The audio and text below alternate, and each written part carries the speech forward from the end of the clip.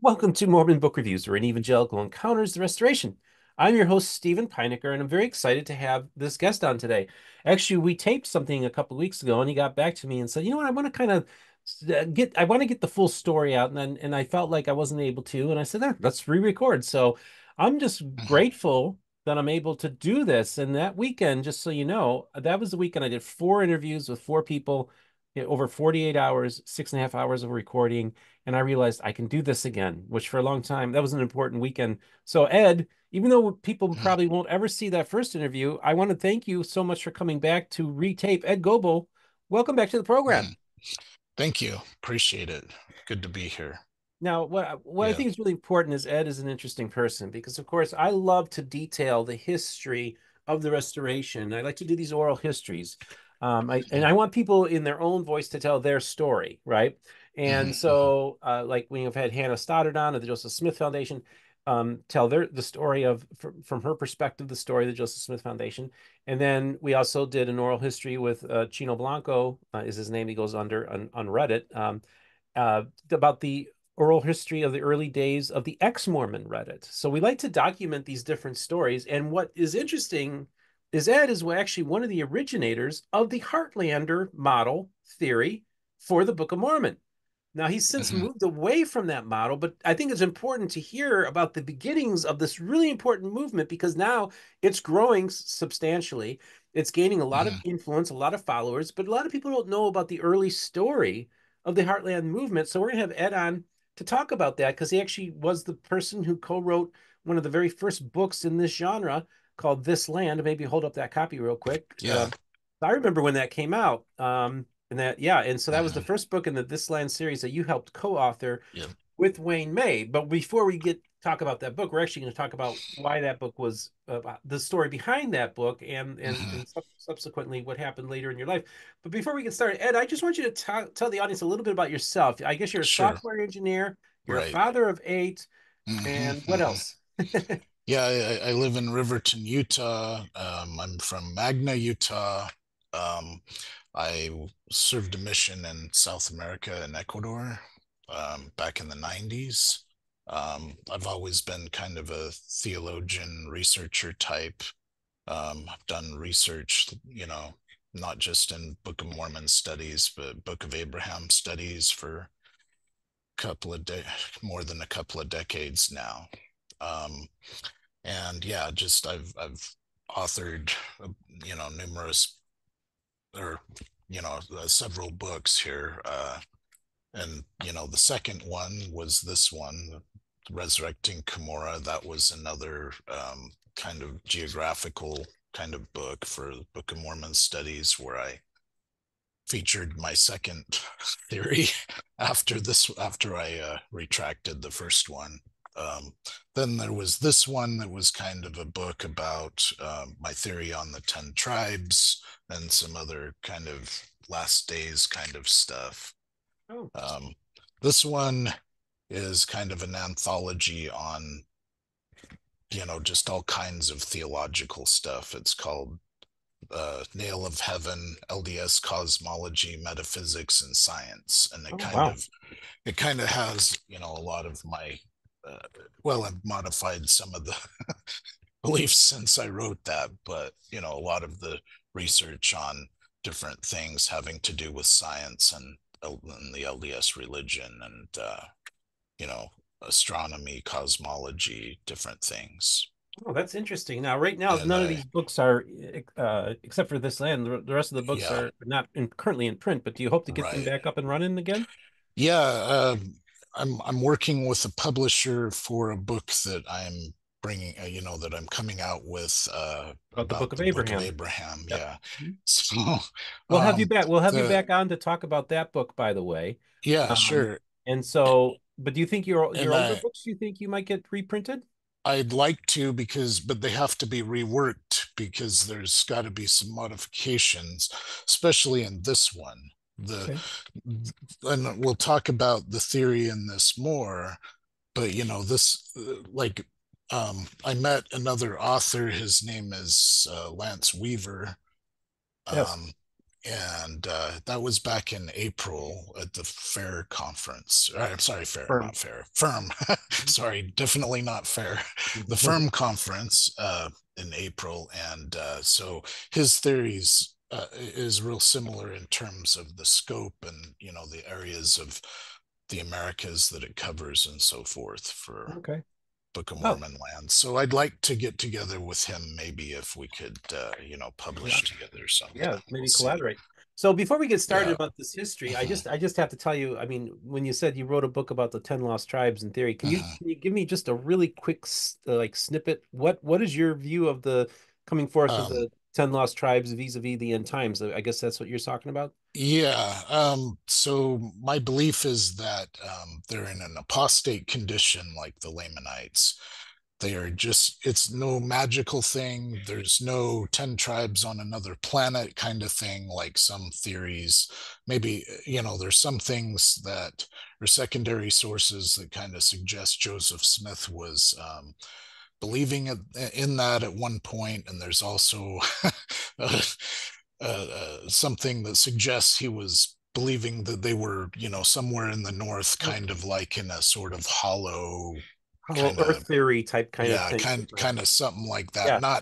Not hollow center earth thing, but kind of a big concavity under the ground somewhere, like where they were, right? And that's So interesting because right around this yeah. time, I think Martin Van Buren, there was a lot of this Mhm. whole hollow Earth theory was really popular, and to the point that even Martin Van Buren sent or was going to Mhm. send an expedition to the North Pole to find the entrance to the hollow Earth. And so Yeah. that's kind of where that was kind of weaved in as maybe speculative that Right. perhaps Right. that could be where the 10 lost tribes are. So that's Right. interesting. Yeah. Yeah, so but in that sense, though, that they're in that apostate condition, that doesn't take away from the complex history of them. That's actually kind of there's some historical records that kind of indicate that, where they're at. And so, as it turns out, the Bible says that they were taken captive to Assyria and to the land of the Medes. Well, that's, kind of that area of in the kind of northern Iraq, um, kind of eastern Turkey, western Iran, Armenia, all of those areas, and that's kind of like the ethnic area now in our day of the Kurds, Kurds. and And all of these.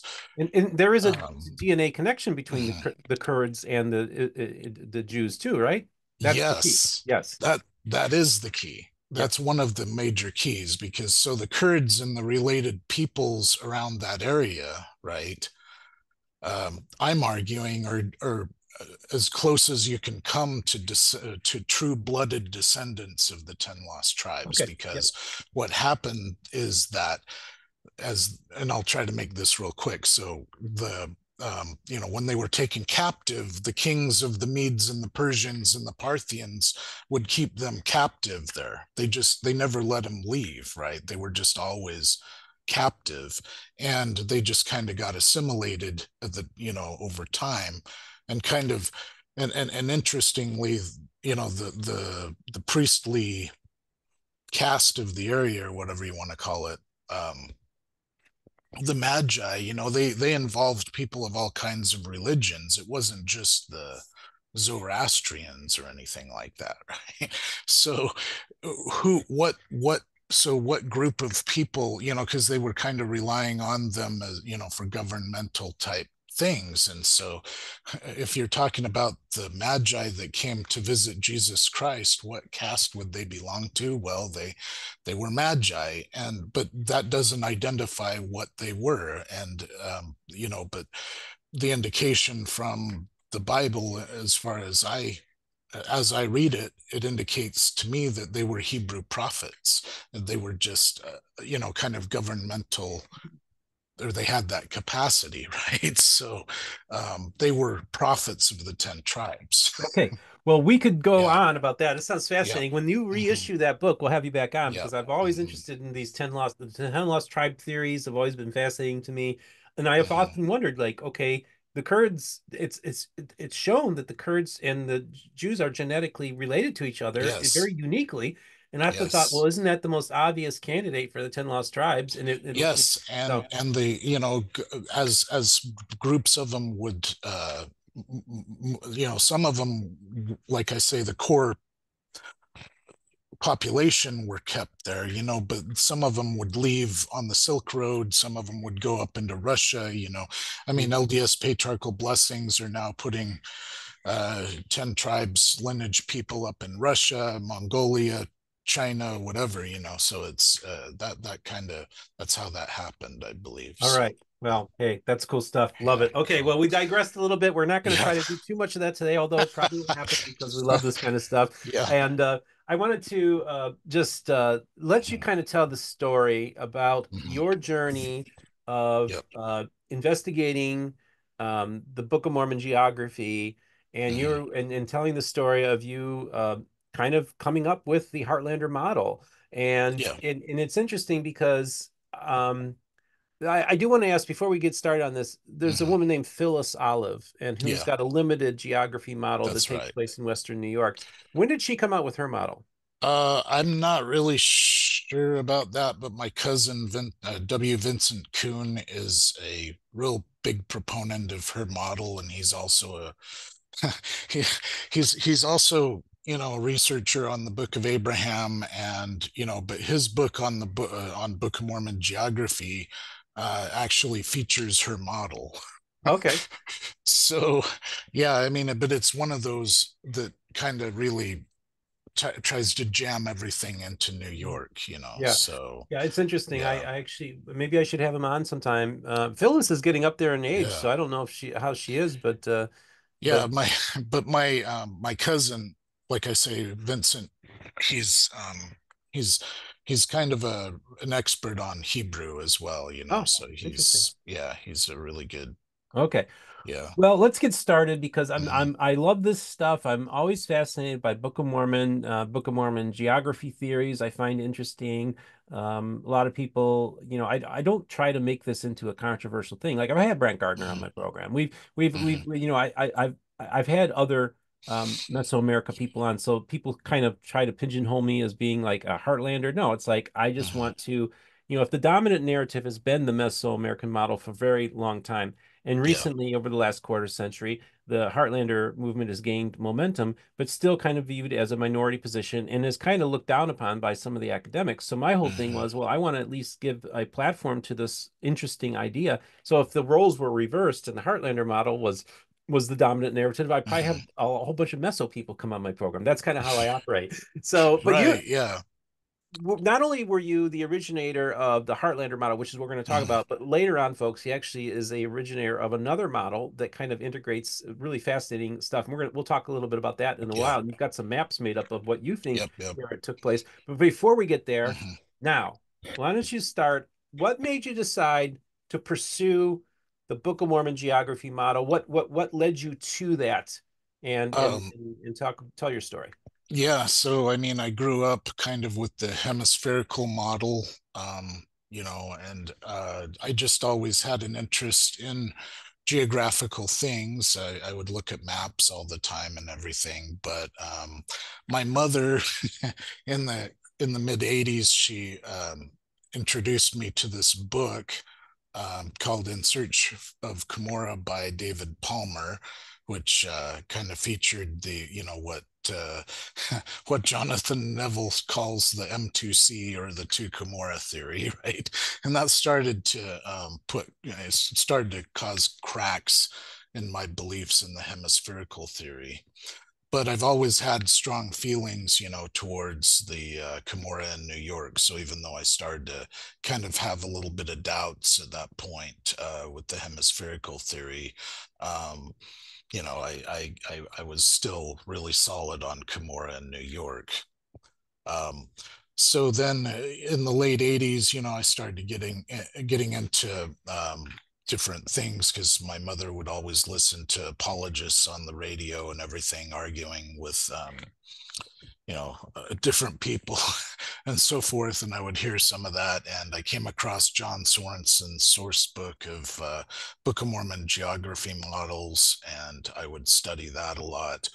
Then in the 90s, I went on my mission to South America. Um, we had very limited amounts of, or limited things that we could study, just the approved things, and doctrines of salvation was one of those things. And I would read that over and over, and I would read the geographical stuff in it, with where Joseph Fielding Smith was presenting things to support the Heartland model, and or sorry, not the hemispherical model. Sorry, he is, so he would present all this, but there was this strange outlier in all of this that I could never really nail down how it would fit. He would quote, he quoted a couple of things about this site in Missouri that was claimed to be the ancient site of the city of Manti.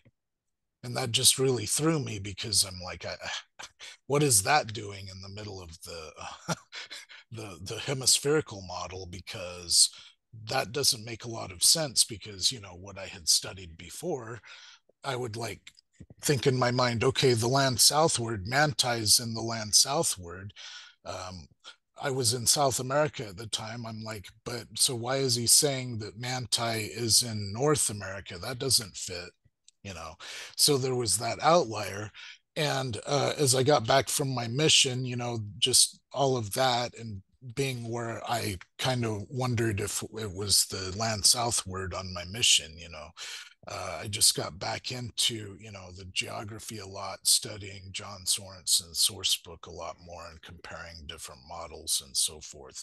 As I did that, I became aware of this particular model that was kind of strange to me, because the argumentation didn't make sense to me at the time, but it did have a placement of the Sidon as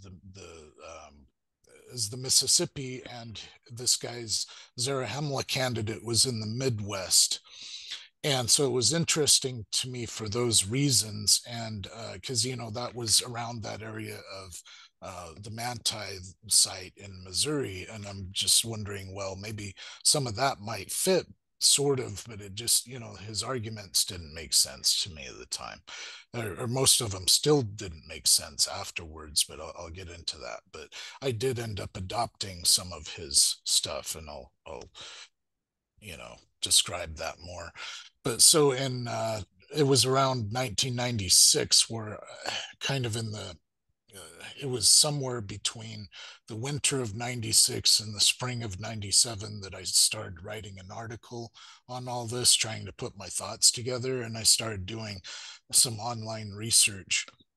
And then around the summer of 97, somebody in my family saw an advertisement for this symposium that was going to happen in Murray, Utah in the summertime.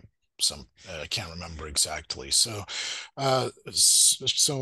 me and some of my family, we went to that. And so there was, these pictures of these strange artifacts we've never seen before.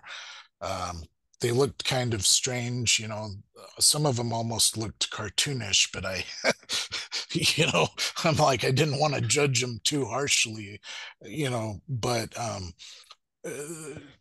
but there was this guy up on the stage, giving this talk about all of these artifacts and everything.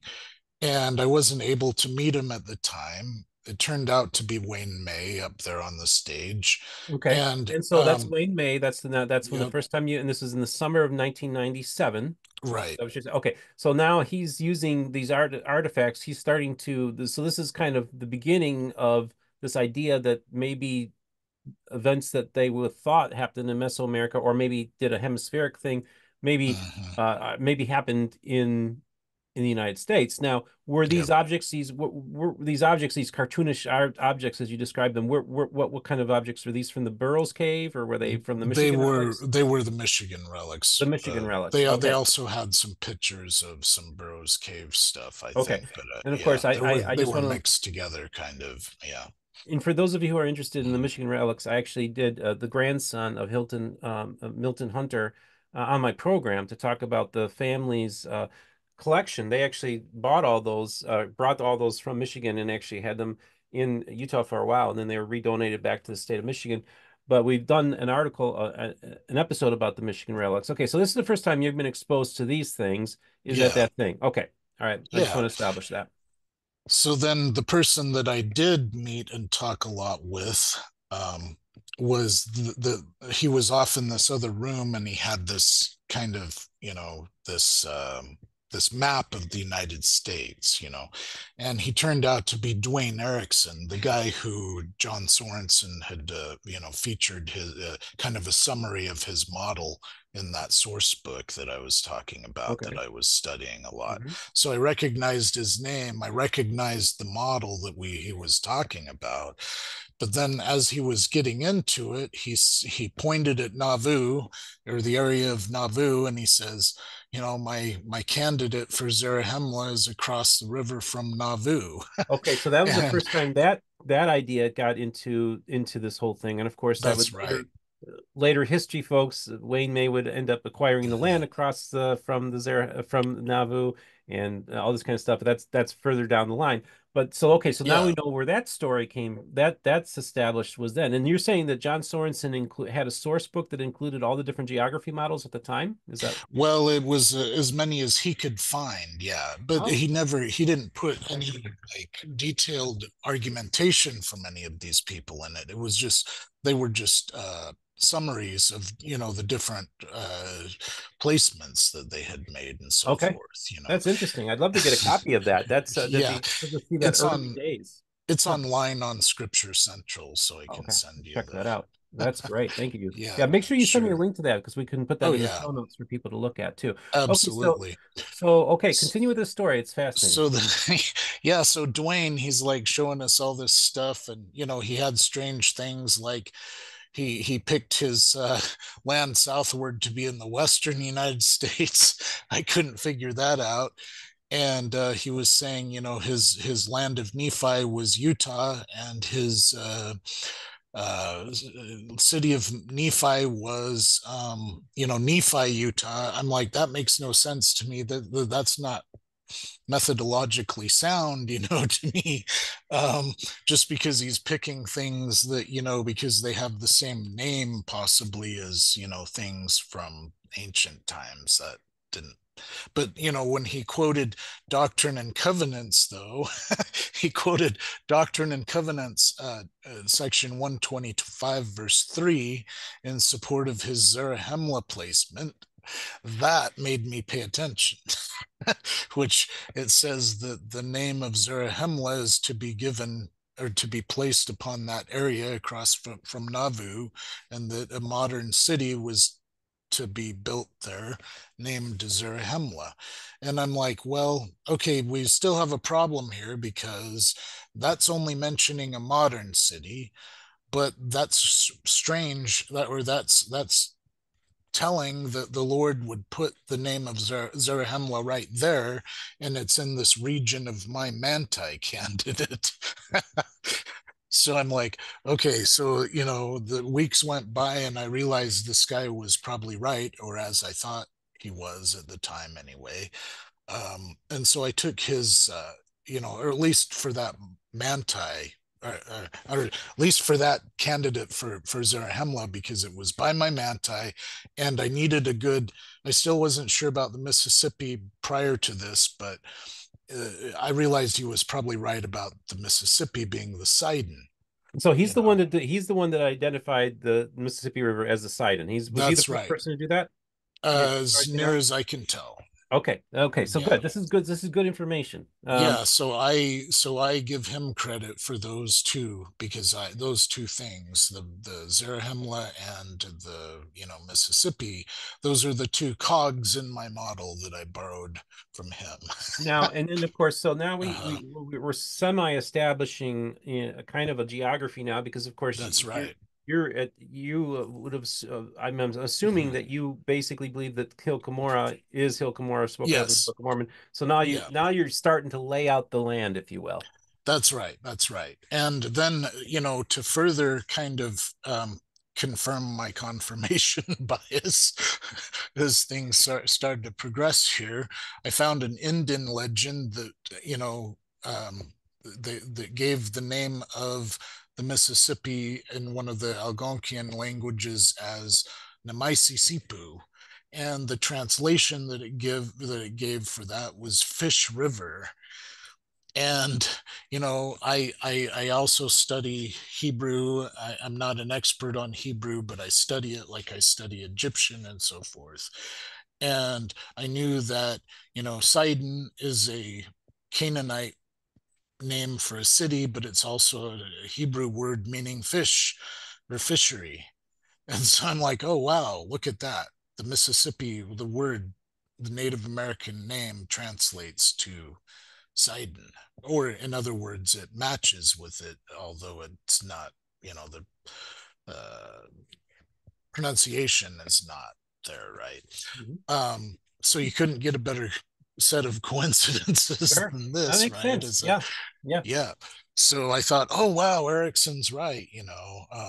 so you know, then I came across this research of this guy named Dwayne Aston, who had done a lot of research in the Arabian Peninsula on the Book of Mormon, and he used to be kind of an M2C, two Cumorah uh, Meso guy, right?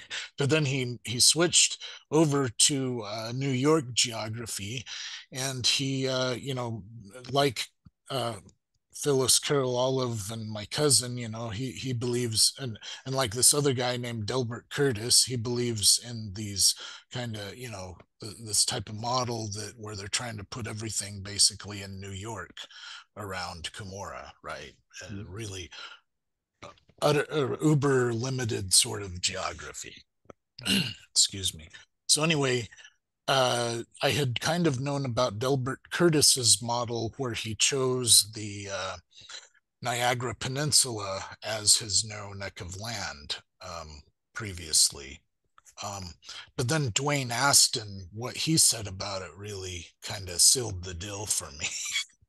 Because he said, "Oh, look at this! In the Iroquoian languages, Niagara means neck."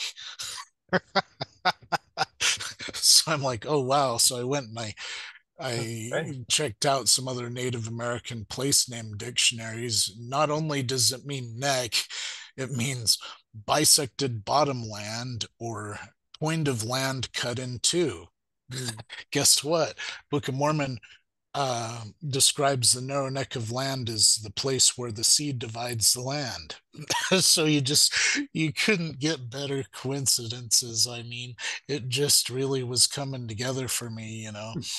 And then I found out, according to the model that I was putting together, that where I was trying to place the land of Bountiful would have to be not, according to internal Book of Mormon geography, it's not too far from the narrow neck of land. And then I find out that, as I was going through these Native American place name dictionaries, that the word Toronto means abundance.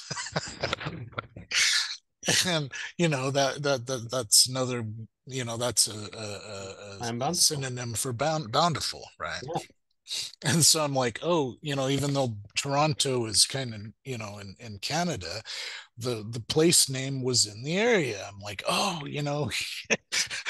all of these uh I just kind of want to just coincidences. hold up this map a little bit just so people can get a nice Mhm, idea of what we're looking at here. This is one model that's gotten quite popular. And so you have, the Zarahemla, and you got the city of mhm, Zarahemla, and you got all the different, you got the land of Nephi down there. And so you got your mhm. different seas, and Jonathan Neville's done some really Yep. good work about this could also be interpreted as sea using the ancient Hebrew. So there's Mhm, a lot of interesting things going on, and I had no idea about some of these placement names. And yeah, I mean, mhm. and even if Toronto's not a bullseye, it's in the general vicinity that it That's could be right. That's an why it echo, was. an echo of a something from the past, if you Yeah, yeah. I will. mean, it's similar to some of the things that, for some of the other research I've done with place names and so forth, where, because I'm sorry, John Sorensen was really into, all of these meso stuff, but he would mention things that I would, that would catch my eye at times, where they seemed like they would apply to what I was trying to do, and he said, basically, if you can find a bunch of these names that kind, or a bunch of things that seem to, tribal names or whatever, that, place names that would kind of come together, well, clearly that would be, a possibility, of an indicator, right? And I'm like, oh wow, so a lot of that was, confirming my biases and, bringing it all together this time anyway, right? So that was, so all of that was kind of between 1997 and 1999 that the model was kind of coming together. But I have to kind of go back a little bit to 97 again, where, just to Well, and describe just well, how things, let's and sure. while we're there, while we're back in 1997, it Hmm. actually reminds me of what I wanted to ask you. Hmm. Is this is Wayne May is Hmm. starting to he's showing these relics. What Hmm. what would have made Wayne May, where would he have envisioned the Book of Mormon taking place at this time? Would if he had Yeah, I never asked him, strangely, what he believed at the time before we got together, before we teamed okay, up. and But so that's the but thing, like from, it. yeah, from the grapevine, though, I and somebody can correct me if I'm wrong. I don't want to misrepresent him, but I'll say that what I gathered from the grapevine is that he believed in one of these really limited New York Okay. models Well, before, and that's what I you want know. to, because I just want Yeah. people to understand that, I've Hmm. I've been reading Ancient America almost since it first started coming out in the mid 90s. Hmm. And I was able to read between the lines because when they first came out, Hmm. it was like it was just little tidbits of Mormon's Book of Mormon stuff in there. And it was trying Hmm. because the main audience was a non-LDS audience, so he wanted to have it as a broad appeal as possible. But I was just like, I'm picking up a little bit of Mormonism here. So Exactly. we're starting to see all this kind of developing. And I remember Hmm. I had the privilege to read Ancient America at this time to actually see all this coming forth, and kind of seeing where this is all developed. And by the way, just so you know, in my Hmm. mind, the Book of Mormon always took place in North America. Hmm. And it's funny Interesting. because it's and again, well, in my mind, and I think I Hmm. don't know, but see, there's these stories, ancient American legends. There are Hmm. Christians who believe that Jesus came to the New World, right? Sure. I knew people like this, and I also know that I remember seeing a video. And this was a little kid growing up, and I don't know if this was produced by the church or this could have very well been on like In Search of or one of those Hmm. programs, but it shows Jesus ministering to the Indians, and there was teepees. Hmm. And so in my Interesting. mind, I always had the Book of Mormon stuff happening in the United States. Just so you know, Hmm. as a kid, and that's how I imagined if it took place anywhere. That's where I imagined it taking place. Okay, I'm sorry, I just had to throw that in there because it Yeah. meant my mental picture of the Book of Mormon has always been United States. Yeah, and I would have agreed with you 20 years ago. Yeah, yeah. I mean, I was, throughout the 90s, I was totally building up this model, um, so after this, like that symposium that I mentioned, I couldn't tell really from what they were, what Wayne and these other people were talking about if he was LDS or not when they were there, but they had people like Dwayne Erickson there that were clearly LDS trying to place the Book of Mormon in you know the Heartland area. And I have to give Dwayne Erickson credit for being probably one of the first people to actually come up with kind of a proto Mhm. Heartlandish model. Okay. Although I think he passed away a few years ago, but yeah, I mean, yeah, he was, I don't agree with his reasoning, but I still adopted some of his placements. Got it. Yep. But anyway, so I emailed um, Ancient American magazine after, trying to, because I have this book manuscript, and I was, you know, I didn't think that, because I had contacted people at farms, and I had actually contacted Brant Gardner at this time because he had a website around this time period, and it was all the feedback was negative that I was getting about this model that I was trying to put together. And so that was kind of a fateful, kind of not so lucky thing, though, that I ended up contacting Brant Gardner at the time, and I'll explain why later. But um, yeah, needless to say, Wayne May, after I emailed him, because, like I say, I was looking for some kind of ally, right? I was looking for a publisher because I didn't think that my book manuscript would have a chance with anything, any of the other, I didn't know if any LDS publishers would really, take anything like that seriously, right? Or I just didn't have a lot of faith that unless I teamed up with somebody that I would have much of a chance. So like I say, I emailed Wayne, or emailed Ancient American. I didn't know Wayne's name at that time, but he emailed me back, right? And but I had included in my book at that time kind of a mention of some of the positions that the farms type scholars were taking on these.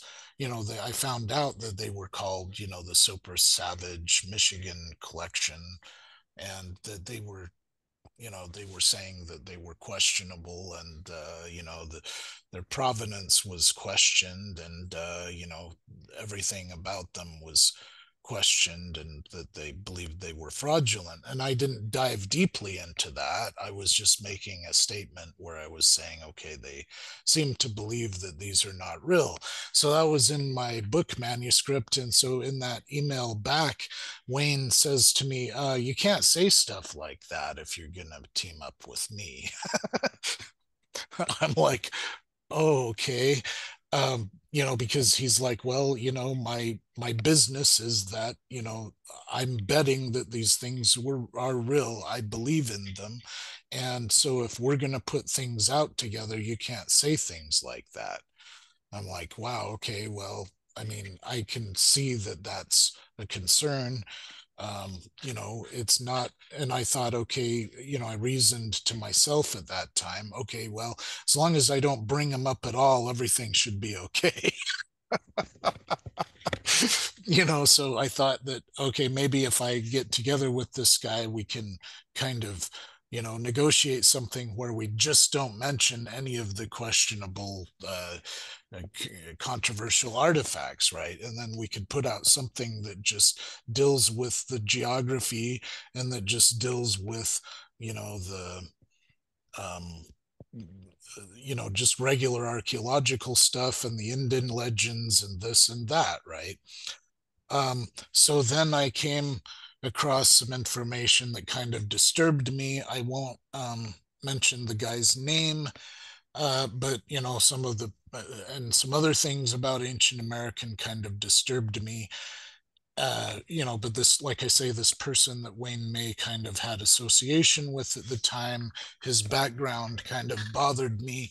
And I emailed Wayne. I'm like, no, I think I'm going to call this all off.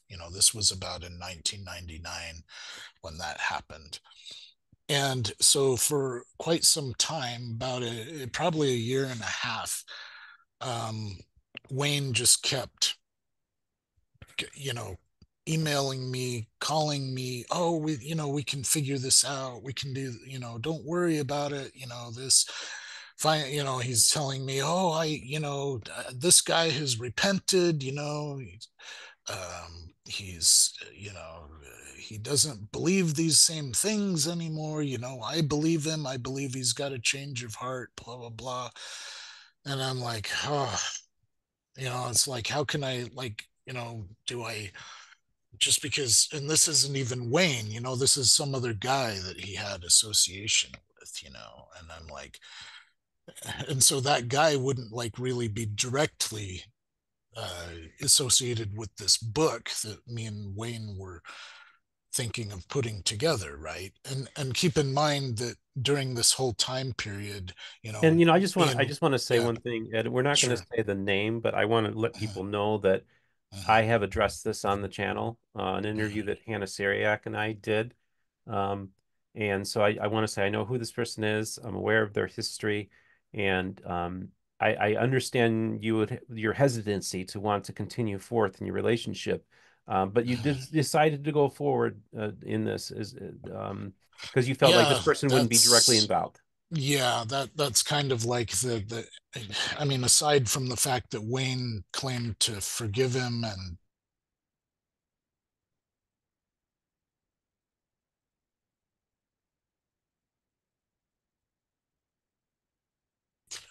I don't know what to say about that. I'm like in this, Oh, Ed, yeah, just for a minute, you actually you went. I lost you, so I just need you okay. to repeat the last 15, 20 seconds. Yeah, so I'm like, okay, I just I'm like, okay, maybe we'll give it another shot. But see, what was also motivating me at this very time was that this was right after 9/11. Okay, this was like in September of 2001 and October of 2001, and my father had just died.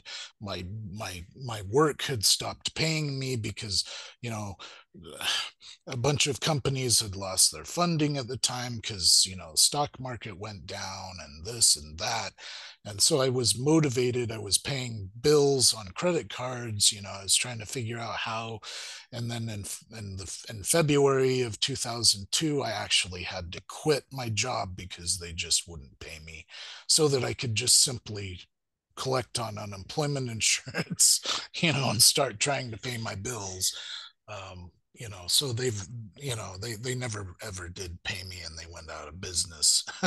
So around November or December of 2001, I'm still dealing with the loss of my father. I'm dealing with the loss of, you know, income. I'm just, my life is just a wreck. And when, so I'm just like, okay, this is the only, because also I was, only a computer programmer for like a couple of years at this time, and nobody was hiring anybody on, you know, that didn't have like less than 10 years experience in the field. It's like, oh my gosh, what am I going to do? Right. And so we renegotiated the deal right then around November, December. We kind of cobbled a manuscript together. So Wayne sent me the manuscript so I could look it over and kind of decide whether, we should leave certain parts out or this or that, or rework certain parts. And then there it is again. And we had kind of talked about this back and forth in times past. It's like, no, I really don't want to include those things. I don't want to include, I don't want to have to deal with this. I don't want to have to deal with this added kind of thing that I don't really believe in, and try to somehow shield myself from these artifacts that he believes in. And there's nothing wrong with his beliefs in terms of, I mean, they're his beliefs and everything, right? So, but it's like, why do I have to have this, why do I have to be mixed up in this where I don't believe in these things, right?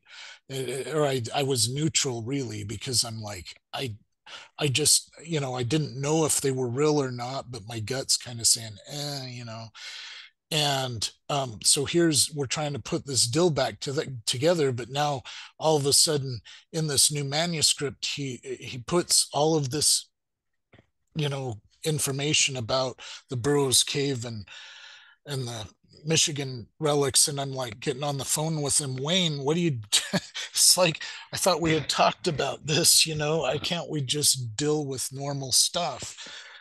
And but he's like, he puts his foot down and he says, well, I believe in these things. We're going to make this deal happen if we're going to make it happen with these artifacts Okay, in so I this just want book. to just real quick, Yeah. people, I just want to let you know that we did, the Burroughs Cave is a cave that's located in Illinois that alleged to have found these ancient relics. Then, of course, we have the Soper collection from what we call the Michigan relics. that now are housed at the University of Michigan or Michigan State in, I think it's in Lansing, Illinois, I think, where they're at. And they were redonated back to the Illinois from Brigham Young University back to Michigan. And what's so interesting is I'm friends with Scott Wolter, who of course does the show American on Earth, and he has authenticated. He basically believes that the Bat Creek Stone is an authentic relic. Okay, and then he has also investigated the Burroughs Cave items and said and studied them the same way he studied the authenticated the Bat Creek, and it says that they are not they are not ancient, that they're a hoax. I also asked him about the Michigan relics, and he told me that he actually went to the university to look at them, and they would not let him see it, which is actually kind of. I'm actually going to try to see about working with the grandson of Hunter because they had an agreement with BYU that the Michigan relics would be properly studied and not just be condemned to hoaxes right away. That was part of the agreement for them to make that donation, and right away they reneged on that. And I think that there's probably a legal that if that family wants to have Scott Walter to look at those items, I think is that he should be able to. So stay tuned. We're working on that angle. I just want to kind of give people an understanding, and I also want to reach out. This is a very popular book. This is the annotated Book of Mormon, and many of those images make their way into this, into it. So it's kind of baked into the Heartlander movement now. Those Yeah. those those objects. Yeah, so it was just I was like I say, I had these motivations, trying to pay bills, and I'm like dying inside because I didn't really have, I'm trying to deal with the loss of my father and everything, but worrying more about how to pay bills and not really having adequate time to really, at the time, really think much about trying to process, the loss of my father and everything. And so here's Wayne. Sorry, okay.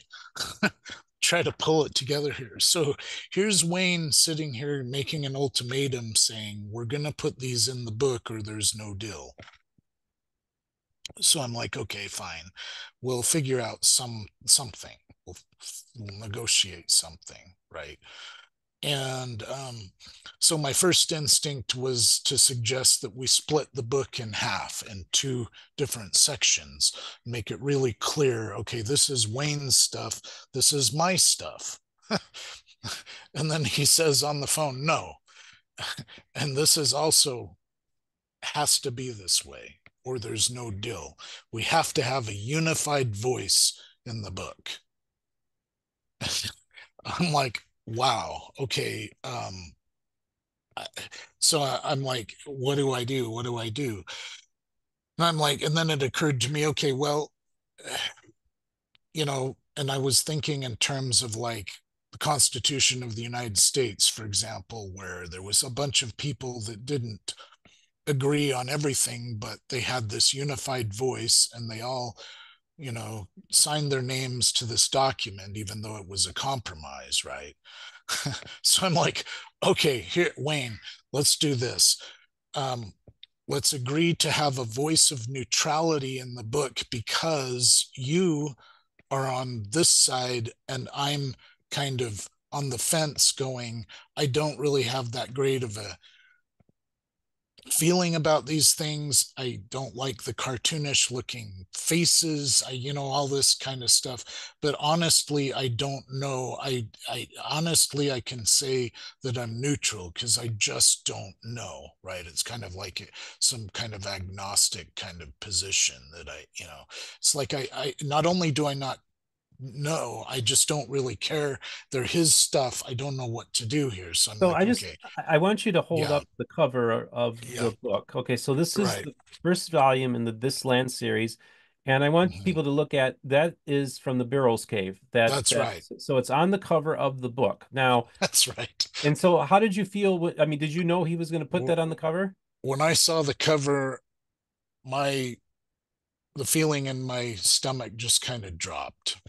Just kind of like feeling like I'm in an elevator. Like, oh, I just it's like not only it's like I don't have a position like in terms of like don't really know, but like this is like taking me down this road more and more where I'm being associated more and more. So visually now, it's like bringing a lot of attention, right, Well, to and that this. it comes down to a picture's And worth 1,000 words. That yeah, immediately, and again, I want to make it really clear. I'm not taking mhm. sides here. Ed is telling his story. I have talked with Wayne, invited him numerous times to come on the program. I'd love to have him come on and talk about his hypothesis as well.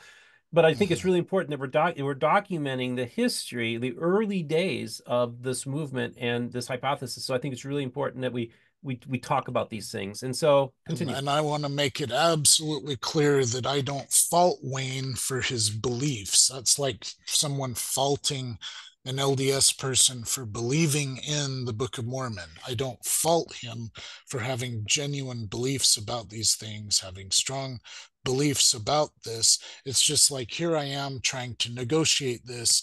I come up with this idea. Okay, you're insisting on putting him in, you're insisting on a unified voice.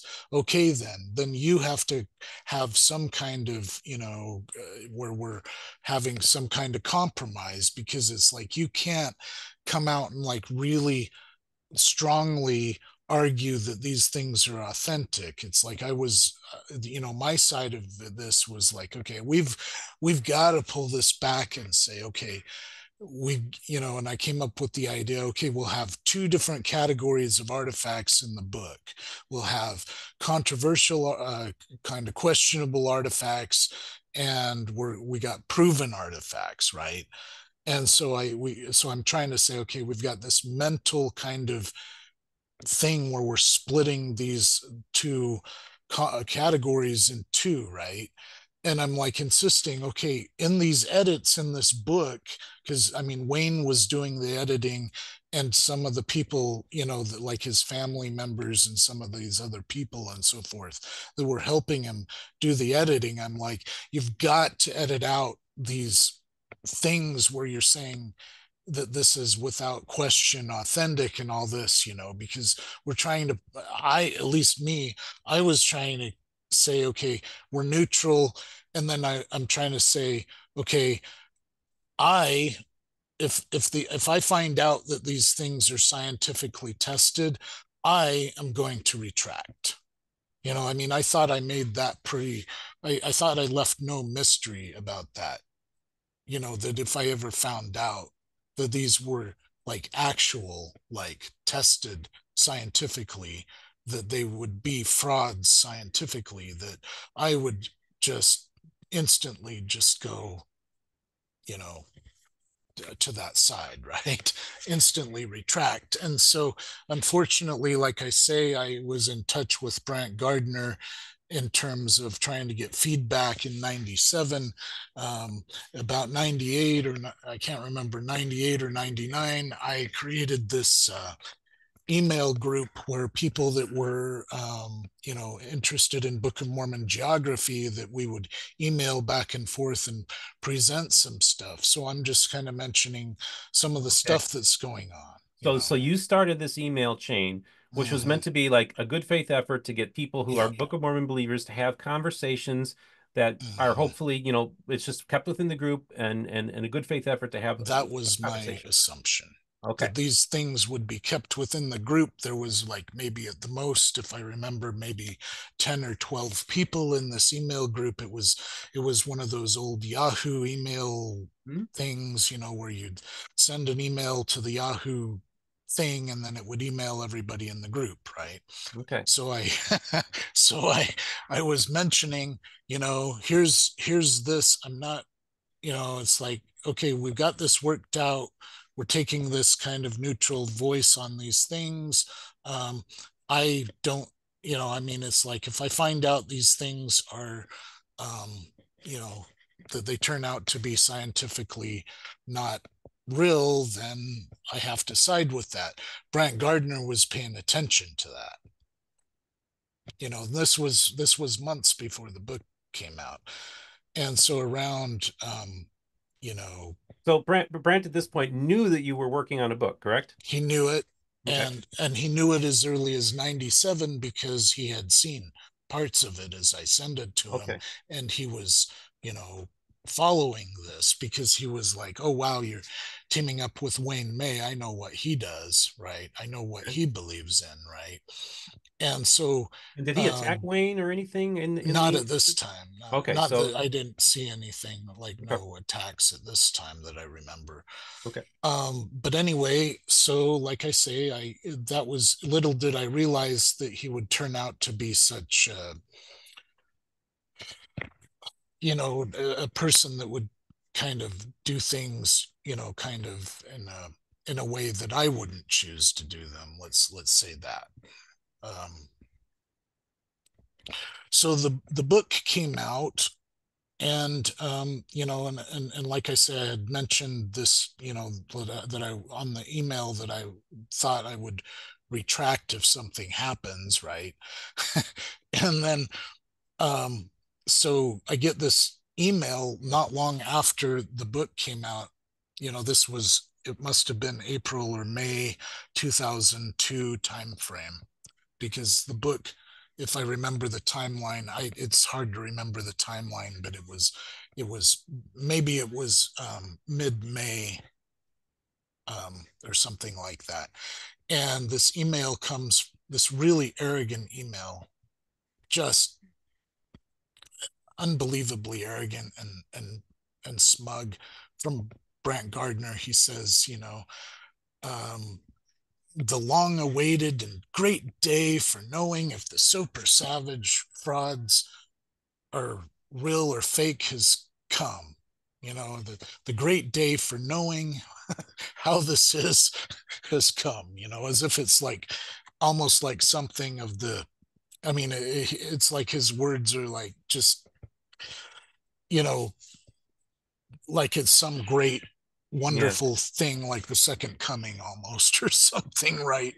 And We should and dig he's that up like, and leave a link for that too, so people can see it. well, this was an email that I Oh, don't have anymore. okay, got it. Yeah, understood.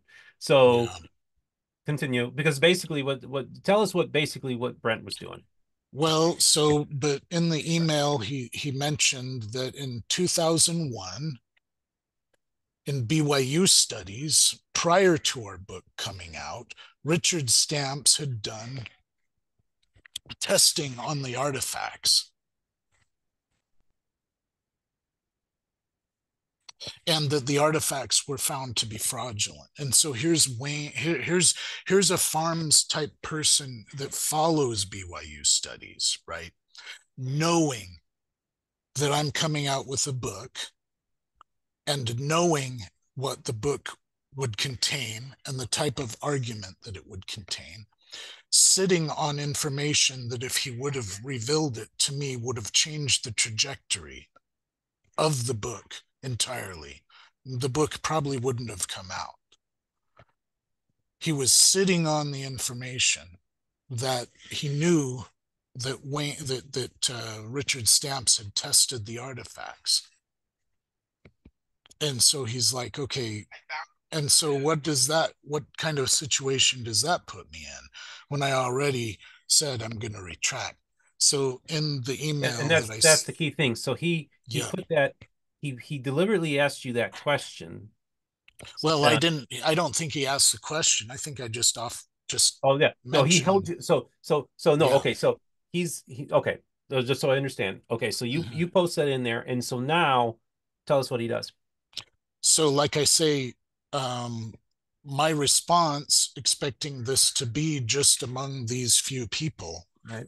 um, was, okay, well, I said what I said, it is what it is. I mean, these aren't my actual words. I'd have to go back and reread it, but, I have to accept this. I have to accept the scientific evidence. I said I would retract. I have to retract. Okay, so I just want to make it clear. So I didn't know that email, that smug email, as you described it, was sent to the Yahoo group. Is that correct? That's right. That's Okay. right.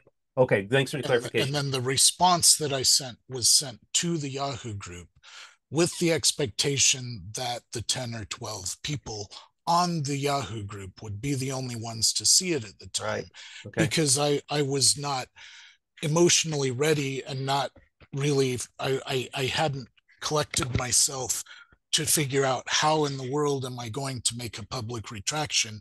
How Right. in the world am I going to be able to diplomatically go to Wayne and say, hey, you know what? I'm sorry, but or some, however I would say the retraction to Wayne myself, right? So, but then right after I send out the email, within like just a small amount of time, I can't remember how much, FAIR Mormon puts out a hit piece on our book and publishes it on their site and publishes my retraction without my knowledge and without my permission. A retraction that was supposed to be semi-private because I wasn't ready. I hadn't been emotionally ready. I'm not getting paid. I'm trying to figure out how to pay my bills, lost my father, all the time, all this stuff's going on. And then they do this big gotcha. So first they do the email as a gotcha, the big smug email as a gotcha. I retract. Then they do the big hit piece as a retraction. Actually, the hit piece was on two different books that had controversial stuff in them. One was, for kind of a meso type theory, but that had questionable artifacts. The other thing is, on our book, me and Wayne's book. Mm. So clearly the email that I send out was just too juicy and they couldn't help themselves, right? So that's kind of And a breach of ethics, I would oh, think. But it's more than a breach of yeah, ethics. and not only It's that, but just it's yeah, unprofessional, yeah. it's unethical. But Mhm. what makes it so much worse is this is a fellow believer. Yeah, That's where it really must exactly. have hurt the most. Yeah, so they did the same thing to Rod Meldrum at FAIR, where they took some of his private emails and published them. Yeah.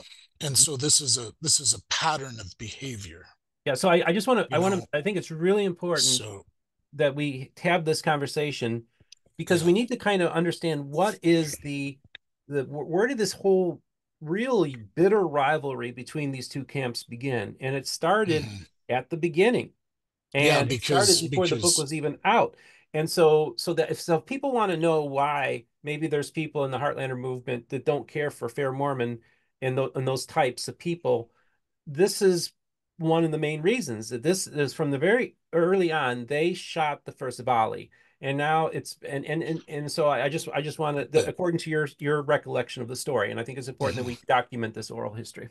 Yeah, and so in the hit piece, this is actually a quote from the hit piece right before they um, published the part where they published my email, and this was right at the end, so it shows that they added it right after all the rest of it had been edited, right? So this was going on. They had plans for this. This was a big plan. I believe I don't have absolute evidence or proof of that, but I believe that this was a big plan, these big gotchas that they had planned for months. I believe that they knew they could have told us about the testing that had been done, but they wanted to find fault and really go for the jugular, right? Mm-hmm. So he did say this. He said, it should be noted that at least one of the authors was truly unaware of the conflicting evidence. Ed Goble became aware of the scientific evidence after the publication of the book. To his great credit, he accepts the scientific evidence and then publishes my email retraction that wasn't for, at least I didn't intend it yet. Not that I wasn't going to make other retractions, but it's like, holy moly, let me choose and let me do it on my own timing when I'm emotionally ready, for crying out loud, right? Don't, it's like, this is them thinking probably something like, well, this was published to this email group, so it's fair game, but it wasn't even that case with Rod Meldrum. They just went ahead and published some private emails of his, right? Yeah. So then anyway, so back to the story. So somebody then, right after they published that, they quickly sent something, or somebody sent something to Wayne with the article with the retraction in it. So here's Wayne reading my retraction. And I didn't have a chance to even contact Wayne on my own terms and in my own timing after I was emotionally ready to tell Wayne in some diplomatic fashion, hey, uh, I'm sorry, but this, or however I would have ended up saying it, right? And so, what happens? Well, what it's like naturally Wayne calls me up on the phone all angry, telling me, how dare I do that?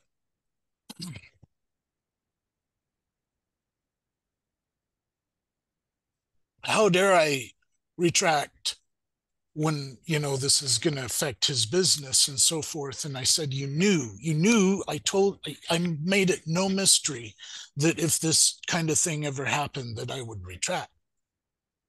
And so then he said, well, our business relationship has to be severed right now. I'm like, okay, I don't know what to do about this. So I'm sitting there in this conversation, really afraid that I'm going to get sued. So I agreed to sign all of my interest in the book, all of it, all of my rights in the book over to him.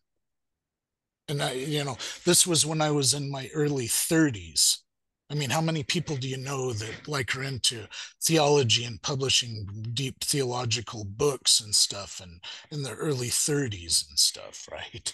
So I mean, I didn't have a lot of life experience to be able to think through this and go, oh, I guess I should get a lawyer to negotiate some kind of something, right? To make sure that my interests are, and so here I am unemployed, and you know Wayne had sent me previously 2 boxes of books that I sold to some family members and some friends, and got about $600 from those books that I sold. And after that, Wayne got that paper, that was the end. There was so I'm here unemployed, and so I blame FAIR. I mean, I've forgiven him, but it doesn't change the facts. I blame put responsibility on them for the great embarrassment and emotional turmoil and all the personal loss, and not really having time to really adequately process everything that I was still going through from the loss of a parent, trying to pay bills, finally being able to get unemployment insurance. Finally, the church starts helping us out so that we don't have to keep paying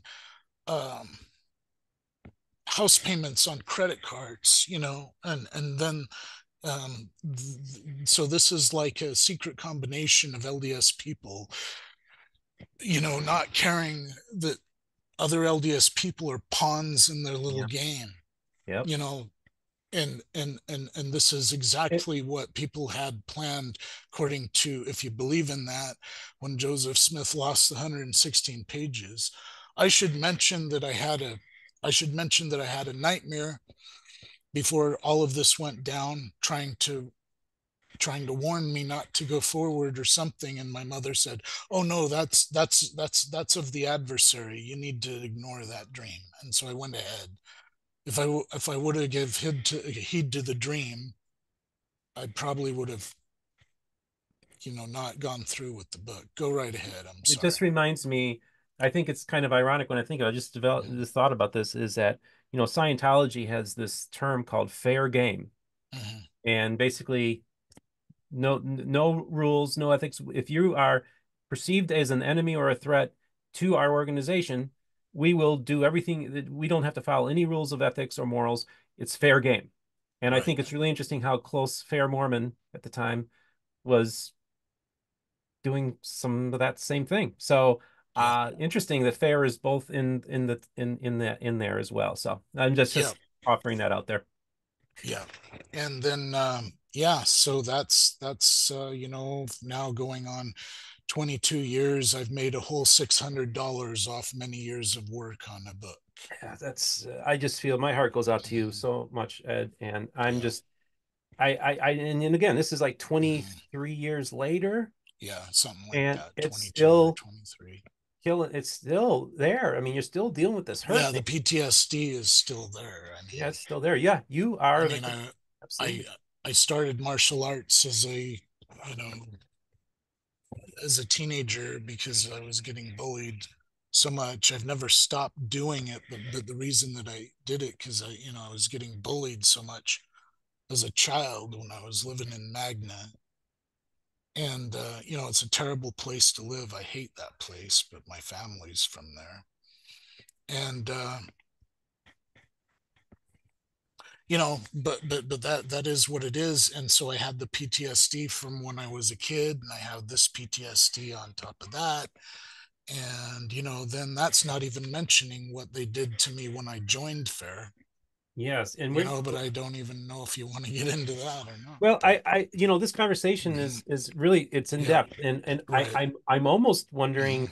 if we should maybe make this even a two-parter because we're covering so much here. What do you think about that? Maybe so, but I could just stop right now in terms of this story because it's basically Okay. over at this So you told the point. story. So basically, yeah, because Yeah. it's interesting because just to Mhm. kind of, yeah, later on you would belong to Fair Mormon.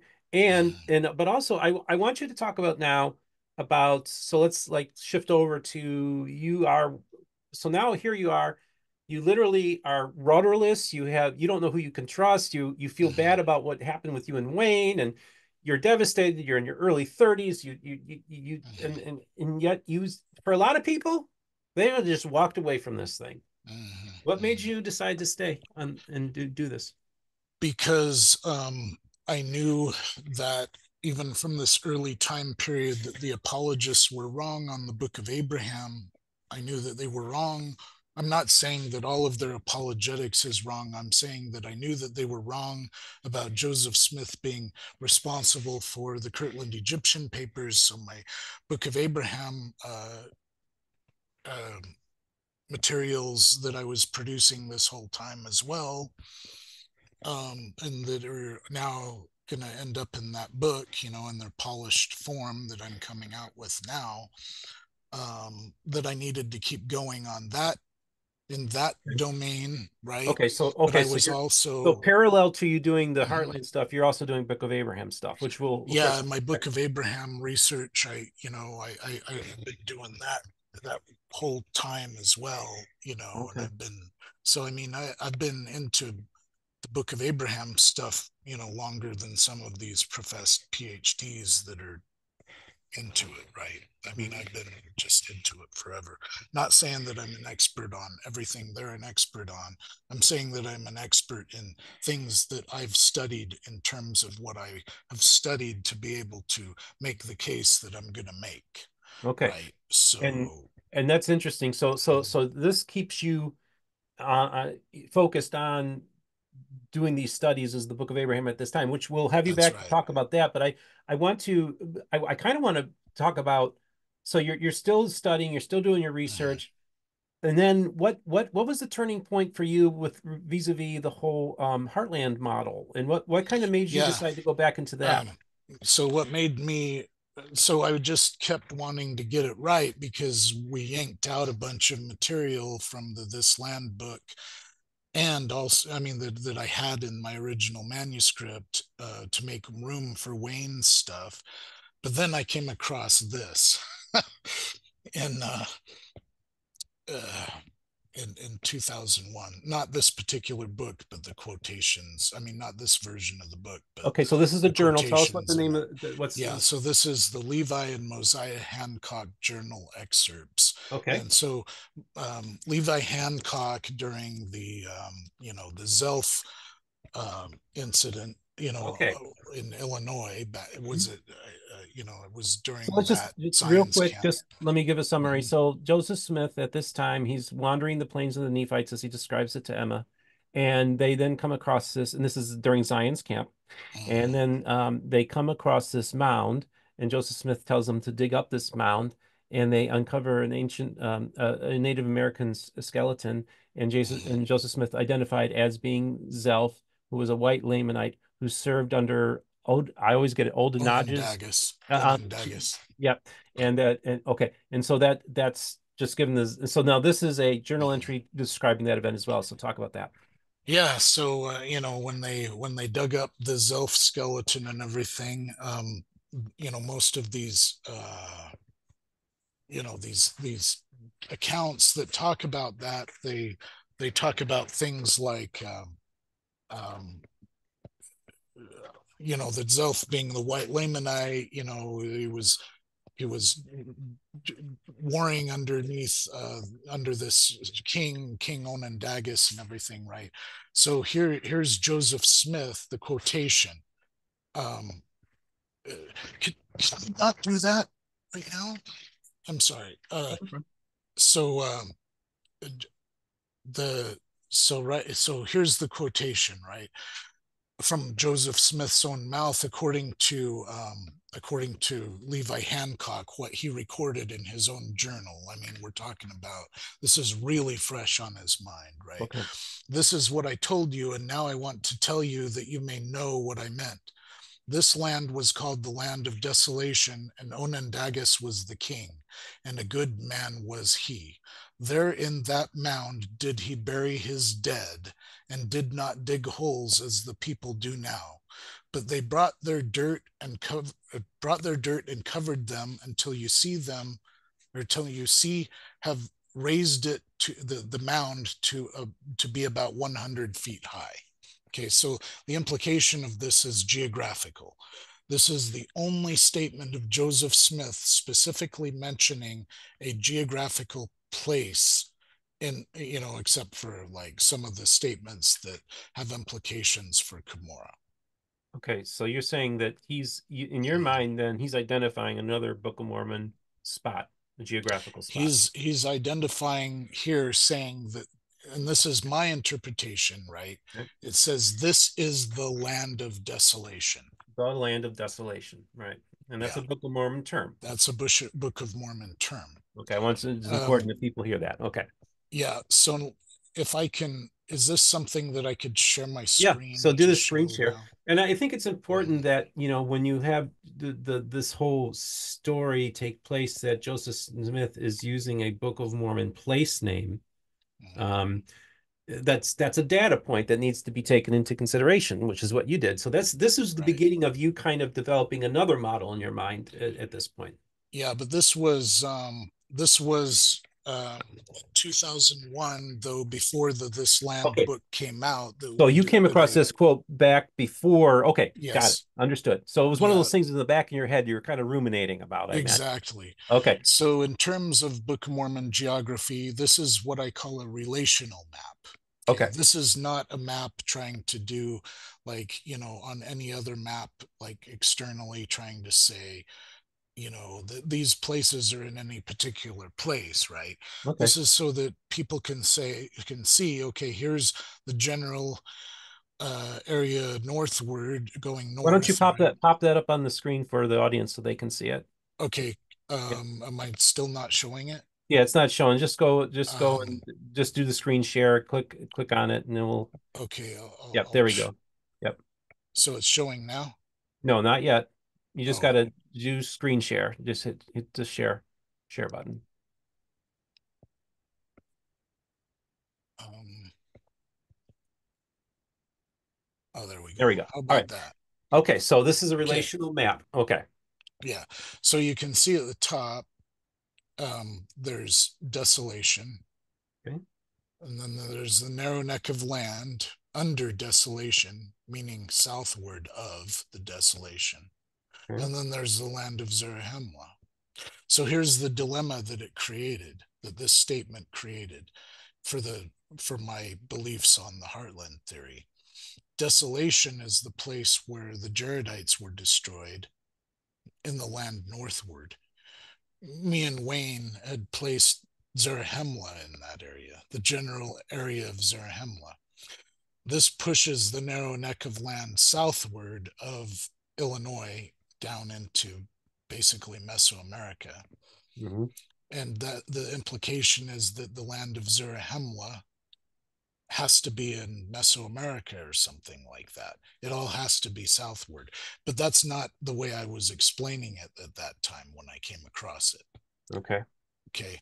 So the way that I was explaining it when I came across it was that, it was just something that it was called the land of desolation by the people that came there after the destruction of the Nephites, um, when in the Book of Mormon where it mentions the desolation of Nehors, that was the land of Ammonihah. So they're saying anything where there's a large destruction of people is a desolation. So I was interpreting it at this time period, as even though I was aware of it, as a descriptor or an adjective instead Right, that of, would be one way of looking at it. But the yeah. thing is that we have a Hmm. white Lamanite Hmm. described such in this context, which would Hmm. then place it, I would think, in a Book of Mormon time frame, correct? That's where both me and Jonathan Neville have discussed this at length. Yeah. and um and so he sides with, obviously, with the approach of doing it, in terms of explanation, with saying it's a descriptor or an adjective of the area, right? Instead of saying it's the land of desolation where the Jaredites were destroyed. So it's not, there's nothing wrong with either saying it is or it isn't. It's that we have to agree that Joseph Smith actually said this, Right. right? That's a fact. Okay, so now we've agreed. We both agreed. Me and Jonathan. He said that. Okay,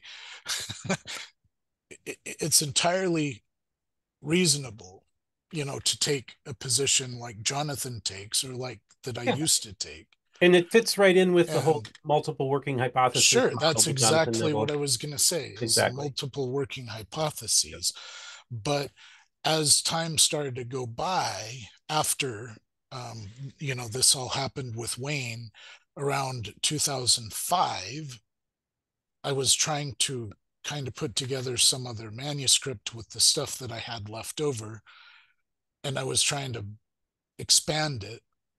And, like I say, all of a sudden I was getting cognitive dissonance, and I'm just like, I got to do something about this cognitive dissonance. I got to take a position. I got to either stick with this, or I've got to come up with a new position. Well, um, similar to what I do with, because the church doesn't take a position on evolution, and I think that the evidence is strong for that. And that was not what I used to believe, but I believe that now, right? But similar to that, in 2005, around that era, I'm like, okay, I think I believe now that all this stuff up north. I'm not saying that there wasn't Book of Mormon, um, Peoples, maybe? peoples, and that these place names weren't actually. And see, I still believe, by the way, that these place names are, uh, Book of Mormon place names, in a way that I discovered and that Dwayne Aston had brought up, that, they are place names that the people, when they came, from other areas, that they brought with them. It's kind of like Okay. York and New York, right? It's kind of like Mhm. they're bringing, or in England and New England, right? They're Right. bringing these place names with them as they migrate. Okay. So that's one way of looking at it. That's yes. That's the way I believe now. That's what you believe Yeah, now. yeah. But And the key so, thing is though too, mhm, what's so interesting is that you still like Wayne May, you're a one hill guy. that's right.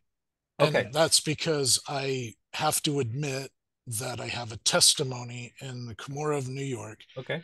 and I almost never bear testimony on things that I research. But to understand why it is that I'm so trying to find something to go along with Cumorah in New York as a rational explanation for the rest, is that you have to understand what I think I have in terms of a testimony. uh, Meso people would think that I'm nuts. That's okay. They always have. But I believe in this testimony that I have for the New York Cumorah. Even at times in the past when I've tried to explain it away and try to rationally kind of go all the way to an M2C2 Cumorah theory, it's like, no, it just, it's like I would feel, like they describe stupor of thought in the Doctrine and Covenants. It's like, well, for me, the stupor is the way I describe it is this kind of feeling, right? And similar to what I was feeling towards the Michigan tablets and the Burroughs Cave stuff, even from the beginning. Even though I would kind of, on this kind of neutral, kind of position that I took on him, right? Even I was rationally trying to do this, right? But I can't deny my testimony in the of Cumorah. So I'm like, Well, and okay, it's what? and you don't necessarily Yeah, even need a testimony of it in the yeah, sense yeah. that it's But I'm actually named talking.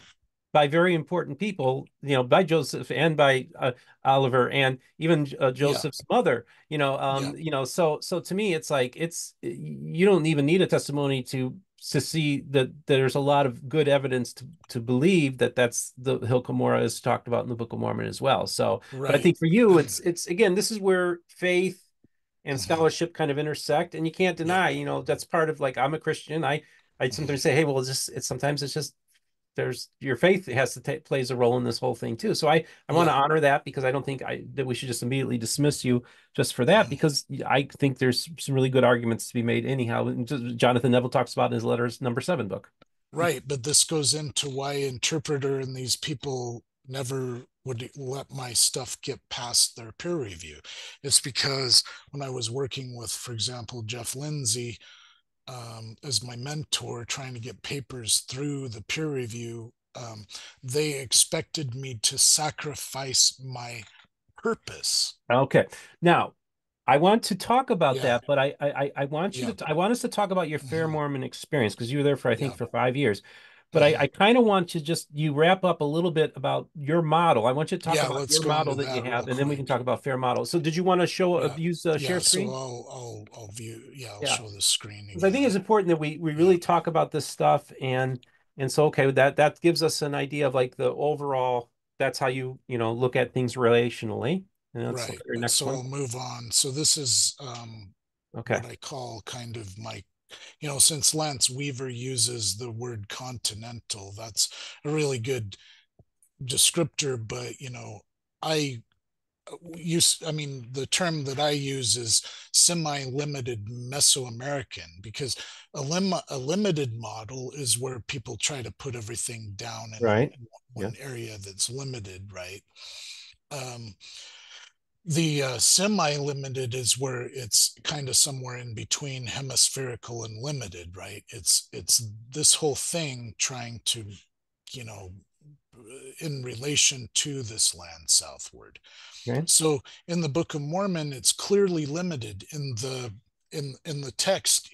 It's I can't deny this.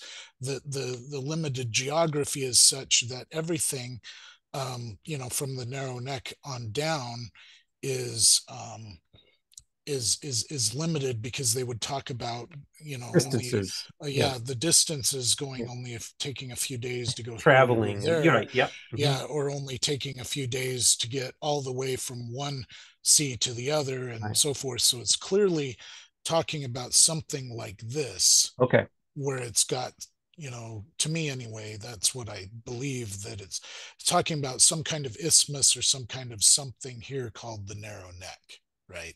And so moving into this area here, the archaeology shows, in my view of the archaeology as I see it, there's so much Mayan uh, um, influence in Chaco Canyon in the Anasazi time period, and all the earlier time periods, and so and Teotihuacan. Um, there's so much cement in Teotihuacan. It's just unbelievable. And this is what they were finding fault with Joseph Smith for so long. And so here's Teotihuacan with all this cement, and it's right where I would expect the land Okay, so yeah, northward to be. because the Book of Mormon talks about Yeah, cement, and yeah. that would have been used as evidence against the Book of Mormon that they're not finding cement, but then we do have a place in the New World in which cement Oh, but was. it's all over Mesoamerica. It's not just Teotihuacan, but what I'm Mhm. talking about is like a large, huge way that they built the buildings in Teotihuacan is with Mhm. cement, right? So Okay, that wasn't so much. I mean, it was more stone down here, okay. right? But a lot of it is like cement and stone in this area, and so forth. And you're not getting into. So I mean, these are regional differences the way they would Okay, well, build, right? I just want to look at Yeah. this map, and I'm saying it still Mhm. looks quite large. Like you are Mhm. covering a lot of territory, and That's right. But the Book of Mormon, from the narrow neck on all the way up here, mhm. was the scriptures. If we move, oh well, let's see Okay. if I can. I thought I had it here. Where is that? I thought I had it. Oh, maybe it's this. Okay. Nope. Um, I'm sorry. No, it's okay. Let's see. Here it is. So let's. Okay. Um, so and it came to pass, and this is Helaman 3:3-4, and it came to pass in the 46th year that there was much contention and many dissensions, in the which there was an exceedingly great many who departed out of the land of Zarahemla and went forth into the land northward to inherit the land. And they did travel to an exceedingly great distance. We're Distance. talking Okay. about from the narrow neck northward, in so much that they came to large bodies of water and many rivers. And so that kind of describes So what you would this say is with the this Great Lakes. yeah, Okay. this is the Hopewell Edina sphere of area. So you're And saying Hopewell, Adina are Book of Mormon peoples? absolutely, because they've got it's clear from the archaeology, for example, the Great Hopewell Road, the Newark earthworks, all of the earthworks here. We're talking about Mesoamerican influence all throughout this. That's my interpretation of the archaeology. Well, you The quite and actually, why don't you Heartlander, exit out for a second because I want to sure. show something here because you had talked about this on our Mhm, previous interview about the that you think that the Great Hopewell Road is mhm. a Mesoamerican structure. Is that correct? Well, it's patterned after Mesoamerican sock bays, the Okay. white roads. That the way the sediment is layered and the top layer is white. Okay. It's exactly the same for the sedimentary strata in the road as they would lay it. And Okay. so but not only this, they would make these roads go straight, no matter no matter what they would, what in the landscape they would run into, the road would just keep going straight through it or over it. Hmm. Right. And this is what you also see in the roads for Chaco Canyon and down in Mesoamerica.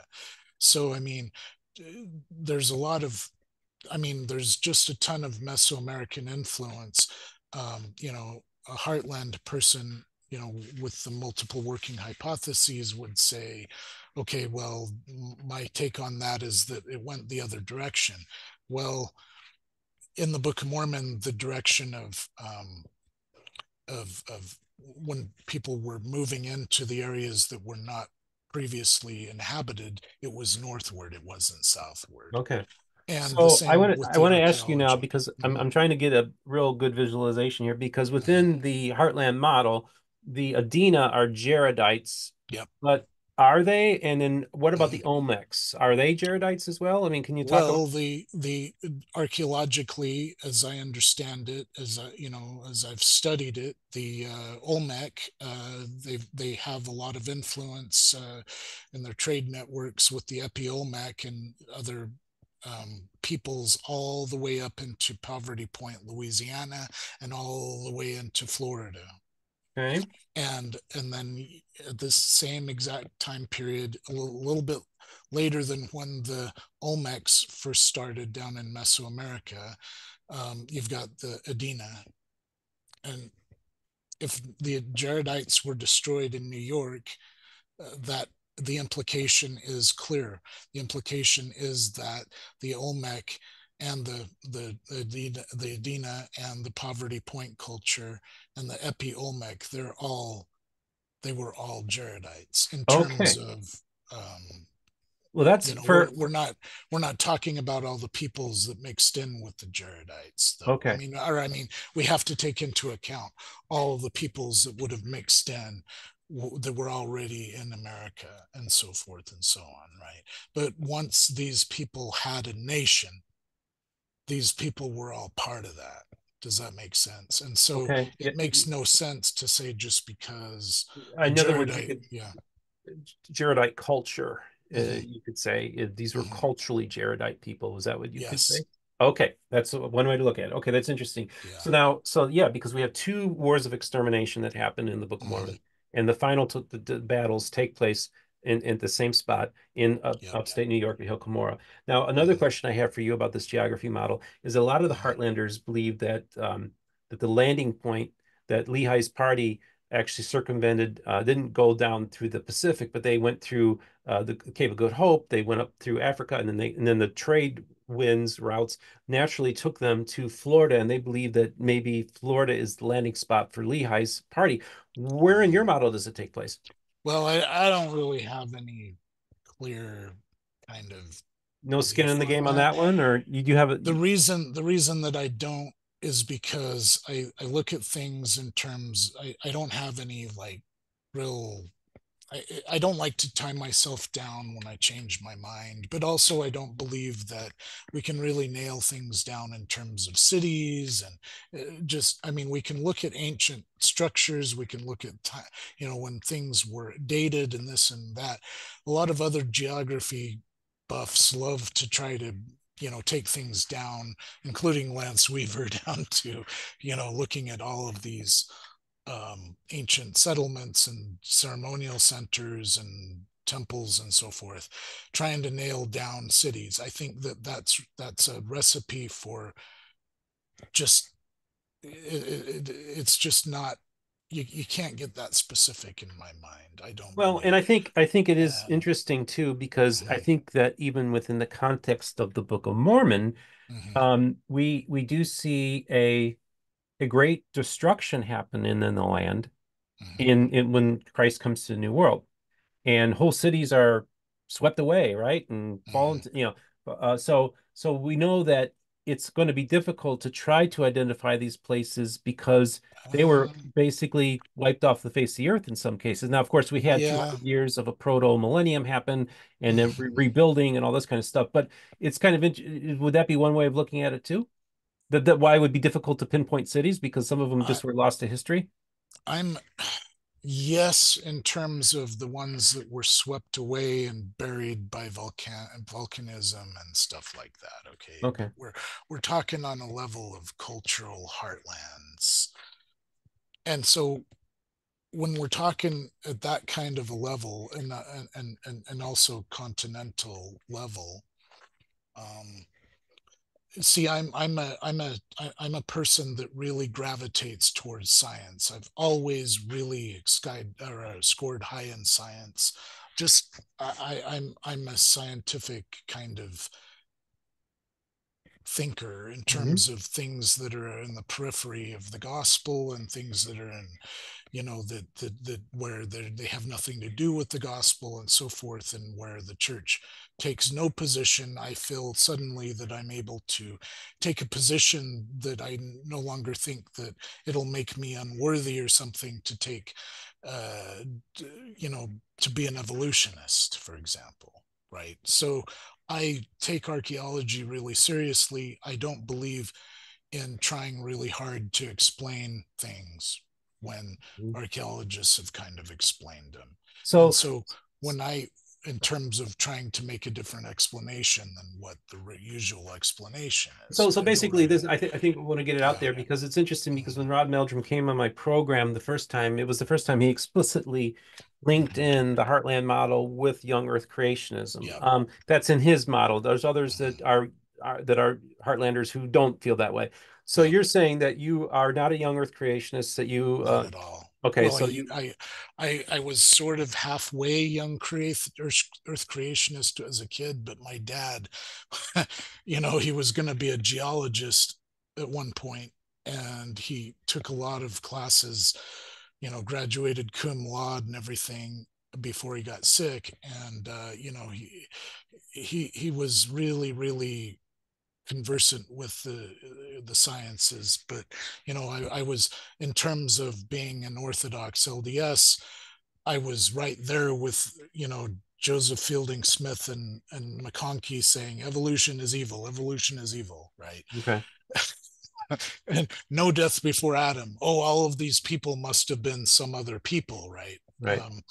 All this kind of stuff. Well, now I believe in the Book of Mormon and the Bible come together, and now we have a greater. And I know that you don't agree. That's okay. But I mean, in terms of when the two come together, they marry each other Oh yeah, in one data set. I don't doubt the Book of Mormon and Yeah, the Bible have a conversation with each other. Though that there's no right. question. But when Absolutely, once you're invested testimony wise, these two yes, things are now one data set. got it. Okay. Yep. Well, uh, um, there's B.H. Roberts, James Talmage, all of these guys, and this other apostle, dang it, on the tip of my tongue, right when I need his name. It's all right. But the quote from him, and this is just my old man, I mean, in my 50s now, trying to remember the name. But he's the quote from him is basically, loose paraphrase. Um, the story in the rocks is a revelation from God.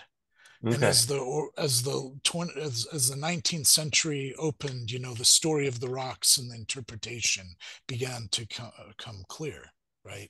And so now that the church takes no position on evolution, I am free now to go where the evidence takes me.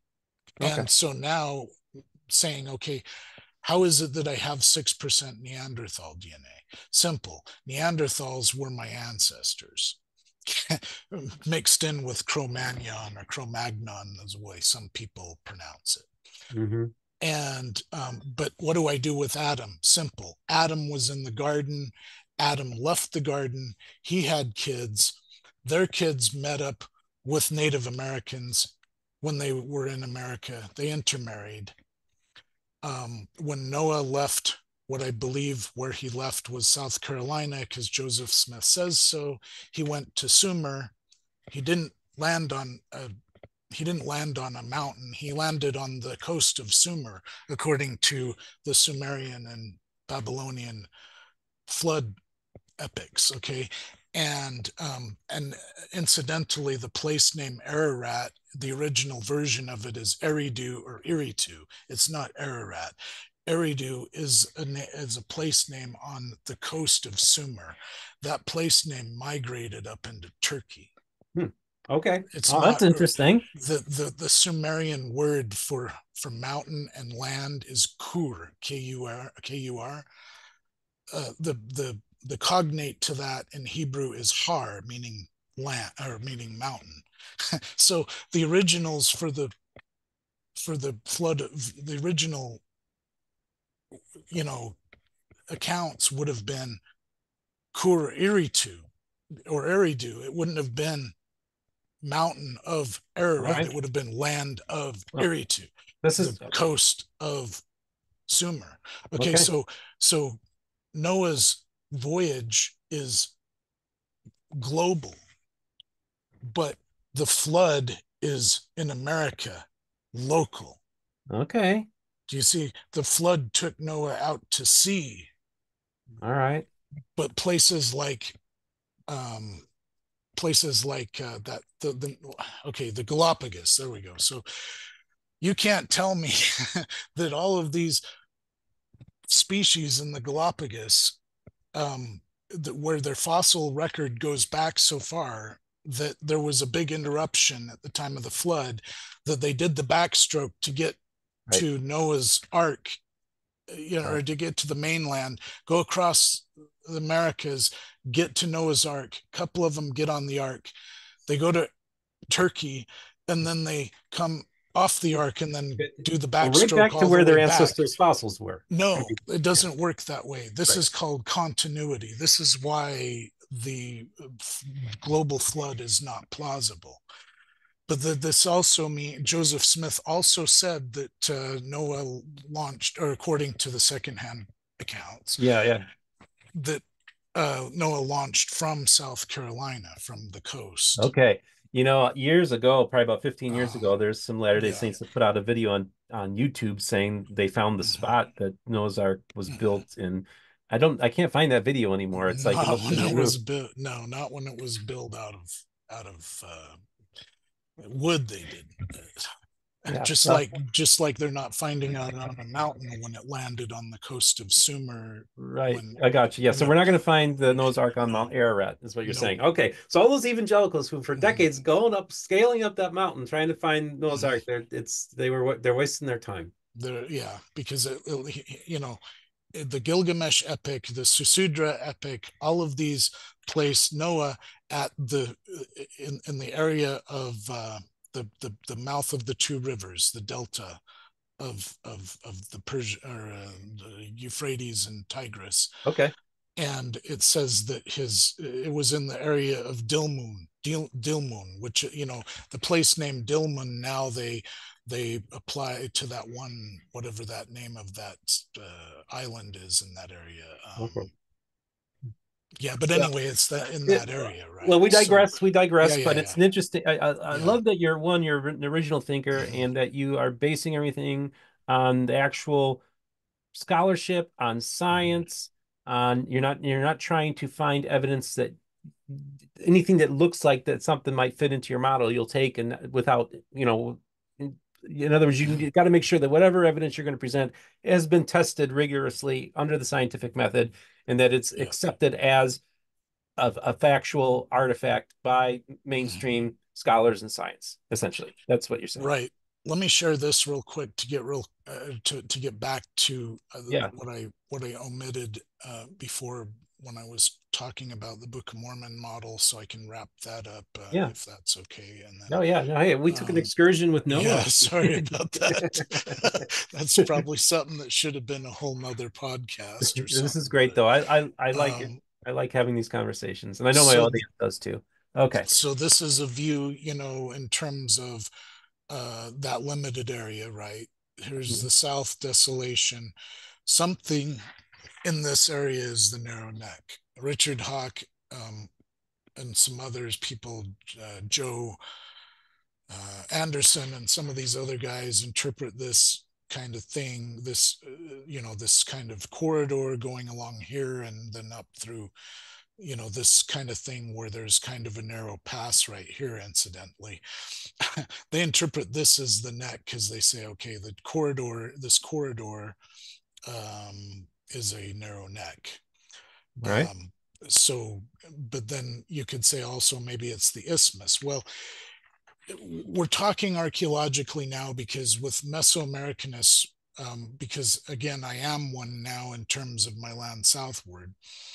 And incidentally, the lands joining the Heartland with Meso, I now have the strength of all the evidence from both areas. I don't have to argue. It's not this area against this area. It's all the evidence now from Okay. both, right? And all Yeah. the See what? good Yeah. evidence from the Hopewell and Adena, all the good evidence from the Maya. It's all together. It's just like Book of Mormon and Bible coming together all of a sudden, right? Oh, I And see. so, Yeah. it's this and that. It's not this against that, right? So now, here we have the Adin, or the Olmec, right? Right there on the T1 Tepec neck, right? Let's see if I can blow this up just a little bit Yeah. here. This Oh, is good. Good. from this is from like Wikipedia. So you've got the Coatzacoalcos, Coatzacoalcos, if I could ever get that right, and we've got the Papaloapan these two rivers, right?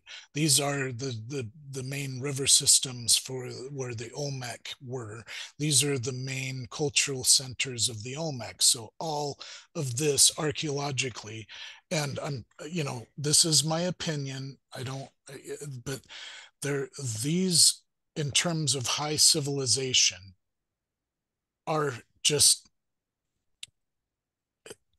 there's no comparison in terms of the high civilization that exists right here and what exists up in the Adena area.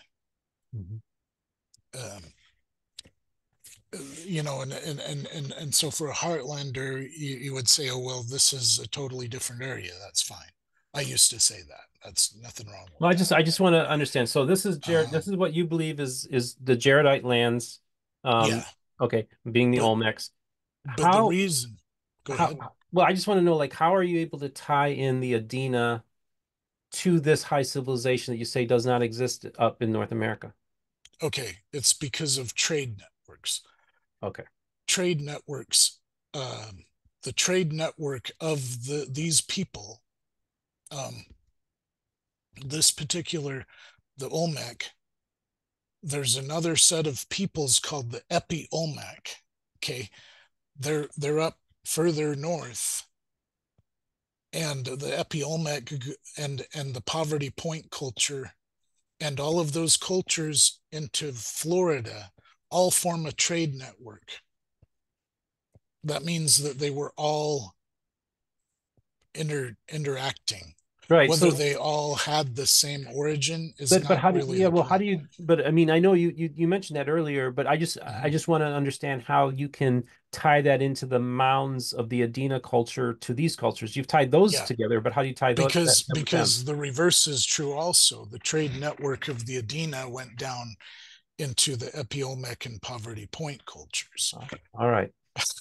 So Okay, they're, thank you for clarifying that so I can yeah, get a better understanding because you've done a lot of yeah, extensive work and probably thought all these things through. yeah. All right. And so these are in terms of, um, you know, if you say, were there any Jaredites left over? Absolutely, because it's not the people on the outskirts weren't wiped out. I mean, these people ended up going in up into New York, fighting everybody, and then I mean, because interestingly, archaeologically, the Olmec also disappear. Well, and then of course we know that But then you've got the Epi-Olmec interacting with the Maya. yeah, and we also have like Yeah. Hugh Nibley's observation that we still see Mhm. Jaredite names in the Yeah, Book of Mormon times, because like with happening during the period of the Nephites. right. So this is what I believe. Now, I believe differently from John Sorensen because he places the Grijalva River as the Sidon. Okay. I'm different because there's an important archaeological consideration here that kind of differentiates the Grijalva from the Usumacinta. Okay, so the Usumacinta is longer, and it goes into, for the most part, throughout most of its the way the play, the area that it goes through, it's going into the lowlands from the highlands. The Grijalva instead, for the most of the way that it goes, um, it's all through the highlands, and only a little part of it goes into the lowlands. Okay, and then so that means we're talking in terms of Book of Mormon geography now. These are the heads. This is the main head of the Usumacinta, and so that means that Manti was in somewhere around this area. Okay, and then up into here is where Zarahemla would have been. Okay, somewhere in this kind of All right. lowland Usumacinta Now let basin. me ask you: has anybody else Yeah. identified this river as a Sidon, or is this Mm-hmm. your Tons. There's a big okay? controversy among Which one? Which Mesoamericanists. is the right Sidon? Okay. Yeah, I'm not as versed in the Meso Yeah, stuff as I am the Heartland stuff. yeah. So So Yeah, okay, so the Meso people are split down the middle split down the middle, and you okay. about what's Poseidon. Interesting, interesting. Well, I So was there. mhm. I guess for a lot of people, was there any more slides you want to show us?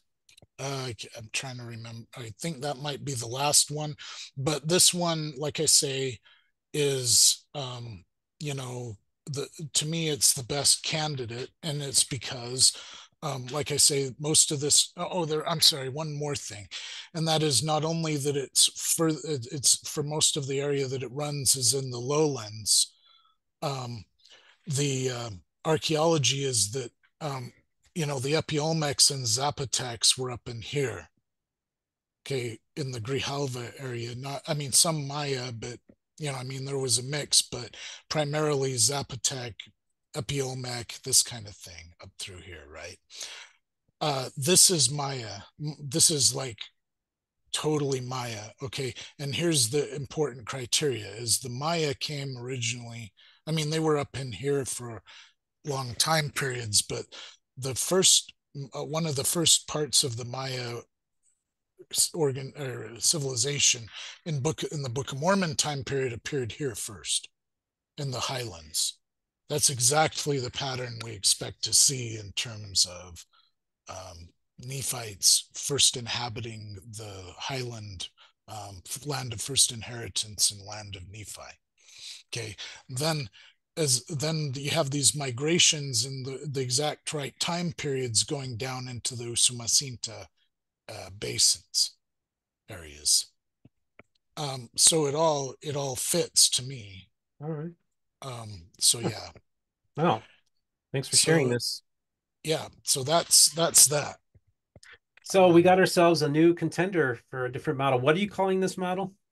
well, Or it can we call it the depends on. Continental, or do I you don't want? know. It depends on what me and Lance end up doing. Okay, so you and Lance, if you guys collaborate, get together, you can come up Yeah. with a model. It'd be great Hmm. for you guys to maybe put together a paper and We're present. not going to put a model together. What's that? We're going to have two separate models no matter what we do. Oh yeah, yeah, because you guys are you don't not in full agreement, but you can have a Yeah. general area where maybe you can find some Yeah. I mean, consensus in certain. Lance's narrow neck is like Baja, California, right? Oh yeah, From yeah, what I remember. I And think then so. his land southward is down into like um southern Mexico instead of Guatemala, right? Oh, So I mean, there's there's differences. some I mean, differences. Okay. but because he isn't of the Mesoamerican paradigm of people that put things down kind of south Okay. southeast of Tehuantepec, right, where the Jaredite or where the Olmecs were. Um, so if we do something together, we've got to negotiate basically Right. having two parts Well, and that's the thing is like, and there are something multiple united together, there's right? there's But multiple yeah, Heartlander models too. This isn't the yeah. only one. There's plenty of different ones out there. So it could still fall within a particular category that we Mhm. maybe haven't got a name for yet, but I know he calls it Well, continental. he calls it continental. I call it semi-limited meso. Semi-limited meso. Now, Yeah. all right. Well, this was interesting because now I got a lot of new Mhm. information I have to digest. I have to now think of Olmecs and Adina. I got to think Maya and Hopewell. Mhm. I got to think of uh, stuff primarily happening in the Messel setting, but then the final two battles for both Yeah. civilizations happening in New York. No, you're sorry. Let me just clear this up real quick. Please do. The people that were originally Adina, some of them survived. They were the root of the Hopewell culture. Right. Um, and also the Poverty Point and Epiolmec people moved into the area too. Okay. Okay. They were there the whole time before the Nephites got there. Um, so these peoples are mixed. All And right. so just keep in mind that you know it's the Mulekites were probably a mix of Phoenicians and other Middle Eastern peoples that came with the Phoenicians and had some kind of something to do with this Israelite king, or the son of this Mhm. Israelite king, I should say. Right. And the corruption of their language and so forth was because there was other Middle Eastern people with them. All right. Well, as I pointed out, the Usumacinta, I think, is the Sidon. And so this was the area. The reason that it's called the Sidon is because that's a Phoenician word, Sidon. That's a city in Lebanon, right? That's a Canaanite city. And Wow. so why would Nephites name their main river that? Well, they didn't. The Mulekites were there first. The Mulekites named the city Zarahemla after their king. Mm. So I mean, down in the Usumacinta Basin was in the first place was where the Mulekites and whoever else mixed in with them from that were already there. See, I Okay. mean, Okay. I get what you're yeah, saying, that mhm, there's cultural diffusion going on. yeah, And yeah, so it would be kind of like intermarrying going on, or people that are mhm, born into a, so it's like you don't have to be yeah. Italian to be a Roman citizen. That's Right. right. But it's also the same idea that I brought up before, where I believe Adam was put in the garden. He had kids.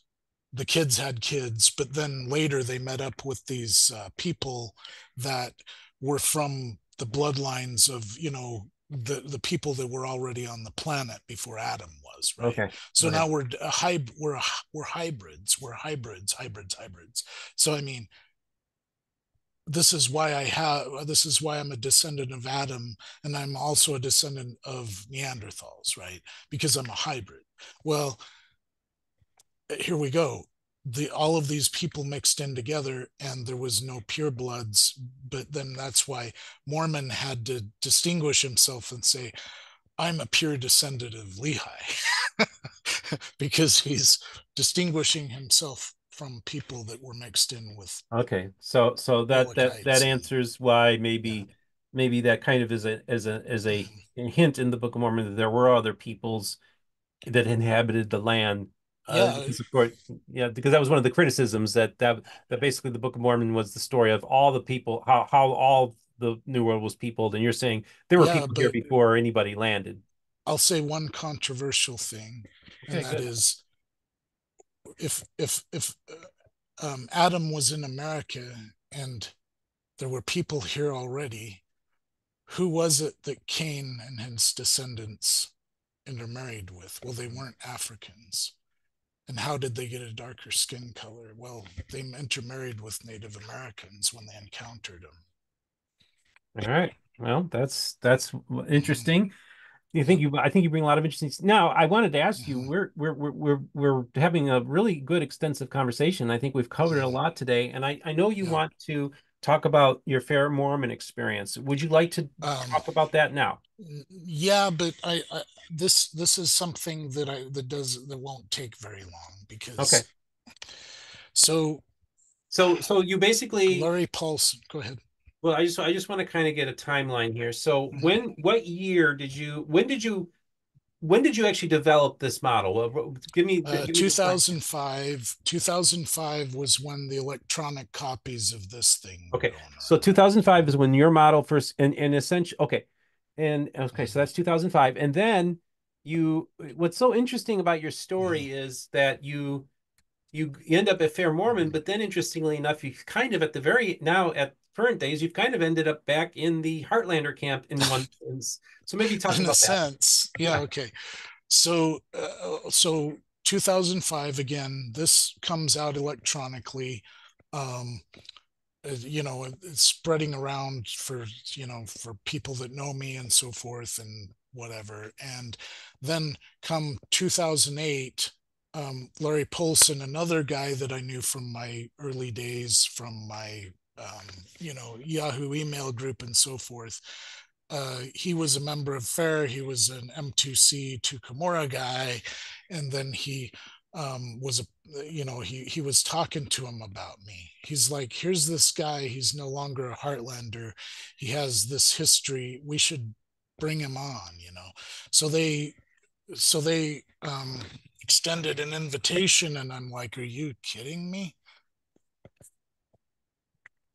And then but then I kind of talked to some people on the phone, and then I joined, and with the expectation that they would kind of have me to bring balance to some of their stuff. And then there was even a point around 2011 when both this was in print and this Nail of Heaven book, this one, my anthology, theological anthology, was in print. um uh, where they were buying, they were selling some copies in the FAIR Mormon bookstore of my book, of Nail of Heaven, and I think they like ordered 4 copies, and then they never ordered more. I'm like, okay, yeah, I see what's happening here, and then, but see, to go back in the 2008 time period, I was working on, Book of Abraham stuff, and I kept saying, I have this paper, can you guys please look at it? Oh, yeah, just, we'll get around to it, kind of attitude. um then 2010 comes, and this guy that they actually do start paying attention to, his name is William Scriver, Will Scriver. So Will Scriver comes out with a thing on the Kirtland Egyptian Papers and Book of Abraham, and it's a big deal on the MAD board, the MDD, Mormon Dialogue Board. They used to call it the MAD board, whatever, and so that, he's talking to a lot of scholars about his new theory, and he wouldn't really give, he'd tell people about it, but he wouldn't really give any details, oh, it's a big deal. So, FAIR Mormon, they roll out the red carpet for this guy in August of 2010.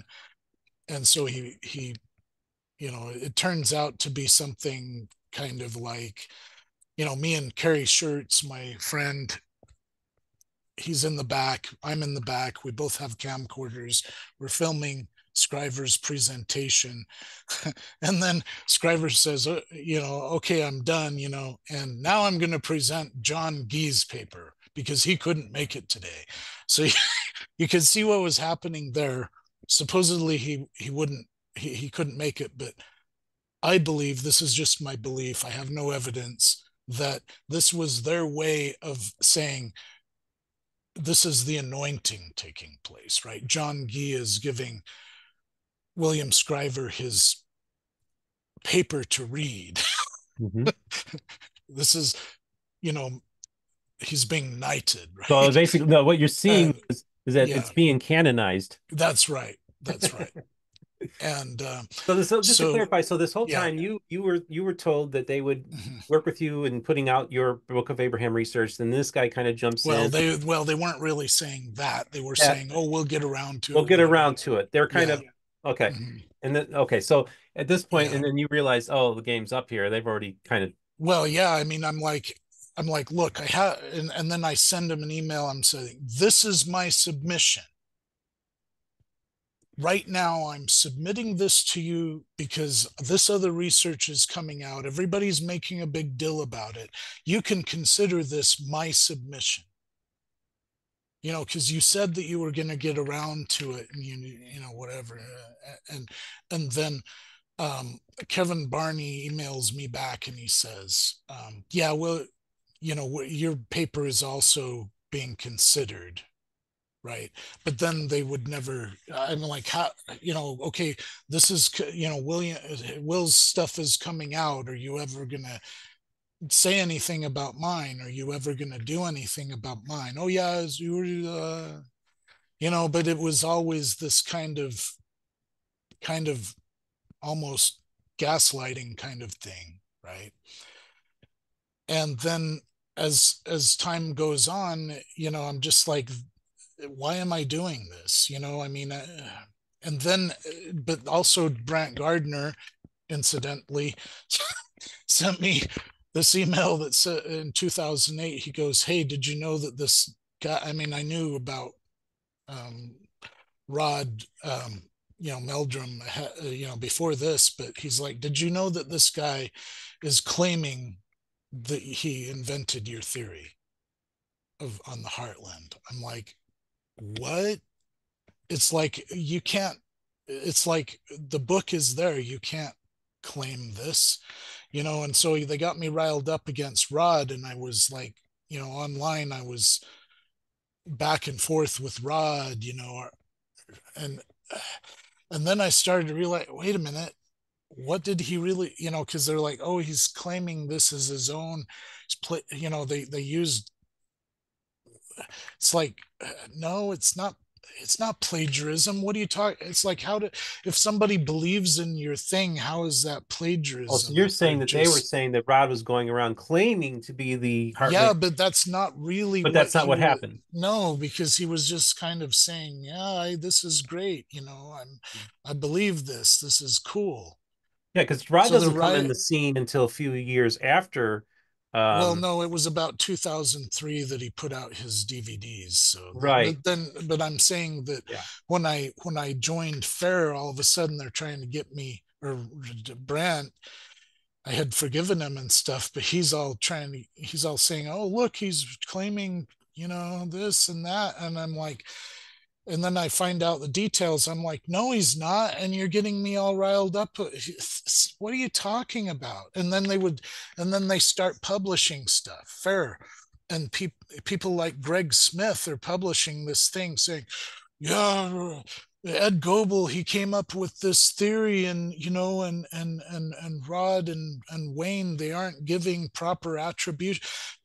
Proper attribution. What am I, a Catholic saint or something, that everybody's supposed to chant my name every time somebody mentions the freaking Heartland theory? I don't think so.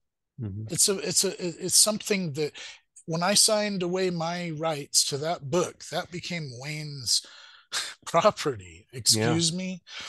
As soon as I abandoned that, I no longer had an interest in it. What are you talking about? Hmm.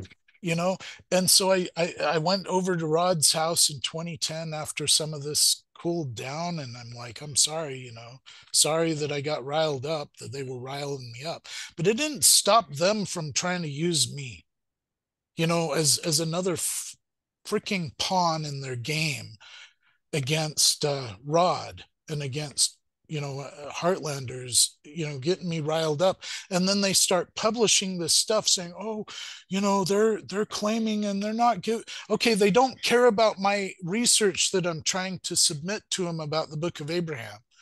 They won't give that the time of day, but they're perfectly willing to use me as a pawn or whatever, as ammunition against the Heartlanders when that suits their purpose in their little chess game. Then I just saw through it all finally, in terms of like admitting to myself that I'm being jacked around. And so I'm like, okay, 2013 I finally left FAIR, and I'm like, but then over time I'd keep sending stuff to people at FAIR saying, look at this, what's wrong with it, tell me what's wrong with it, I just want to know what's wrong with it. If you're going to not look at it, that's one thing, but be straight with me. If you're not going to look at it, don't claim that you're going to look at it. Don't claim that you're going to send it to all these people to What kind of have stuff them were you look. sending them at this time after Book you of left? Abraham Oh, the material. Book of Abraham stuff that continued on your work. So Yeah. what? So why do you suppose they just blew off your Book of Abraham stuff? It's because, and I'll get into this, and I've got into this in other podcasts, it's because the paradigm is that W. Phelps invented, or that he was the person, the mastermind behind the Kirtland Egyptian papers.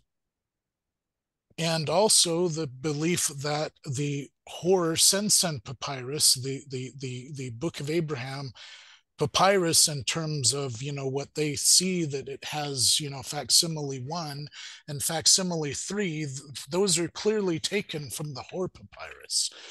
The hypocephalus facsimile 2 is a separate document, but The point is that Joseph Smith was doing translations of glyphs from the Hoare Papyrus. And um, Brian Hauglid knows this. Dan Vogel knows this. Don Bradley knows this.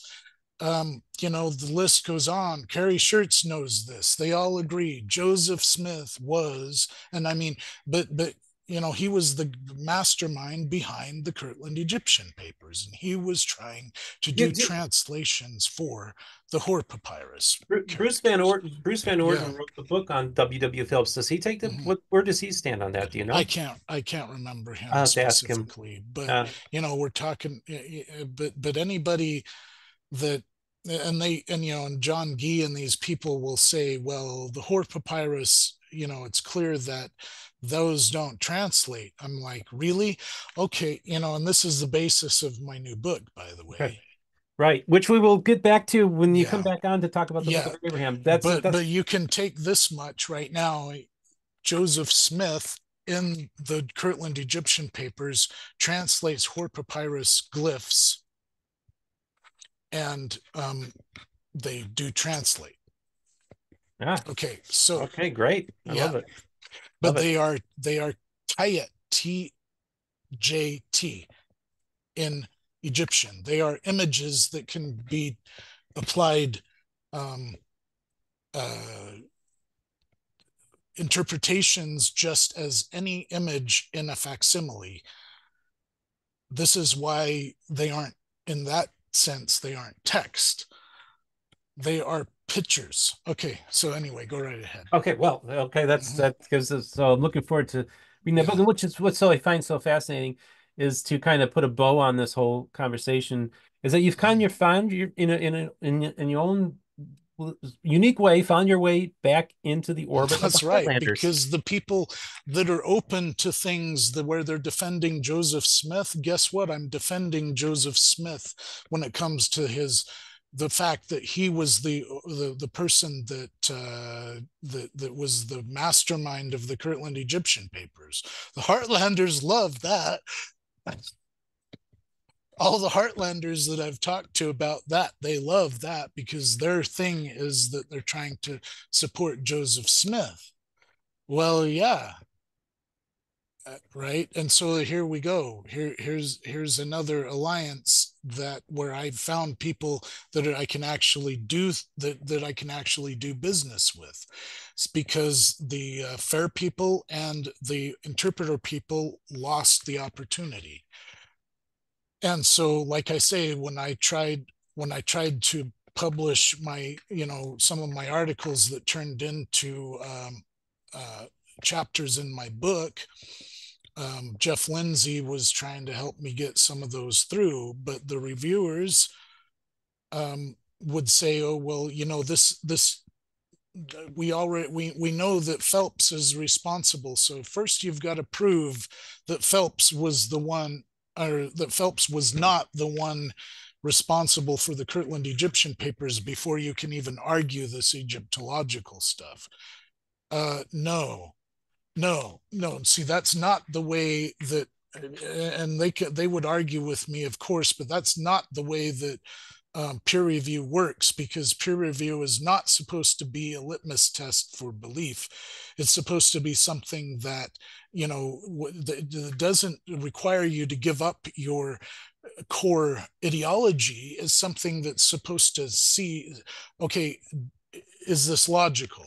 Is this guy like actually documenting this? Is this plagiarized or not? Is the, okay, this has passed all those tests, so now we'll work with this guy to get the rigor of this thing up to speed to where we believe this is academically publishable. And so this is not about what I believe in terms of what should have been the judgment, right? But yet an interpreter, the litmus test is, do you believe their paradigm first? And then if you believe their paradigm, then they'll work with you, Yeah. because everybody asks me, well, why isn't your thing peer reviewed?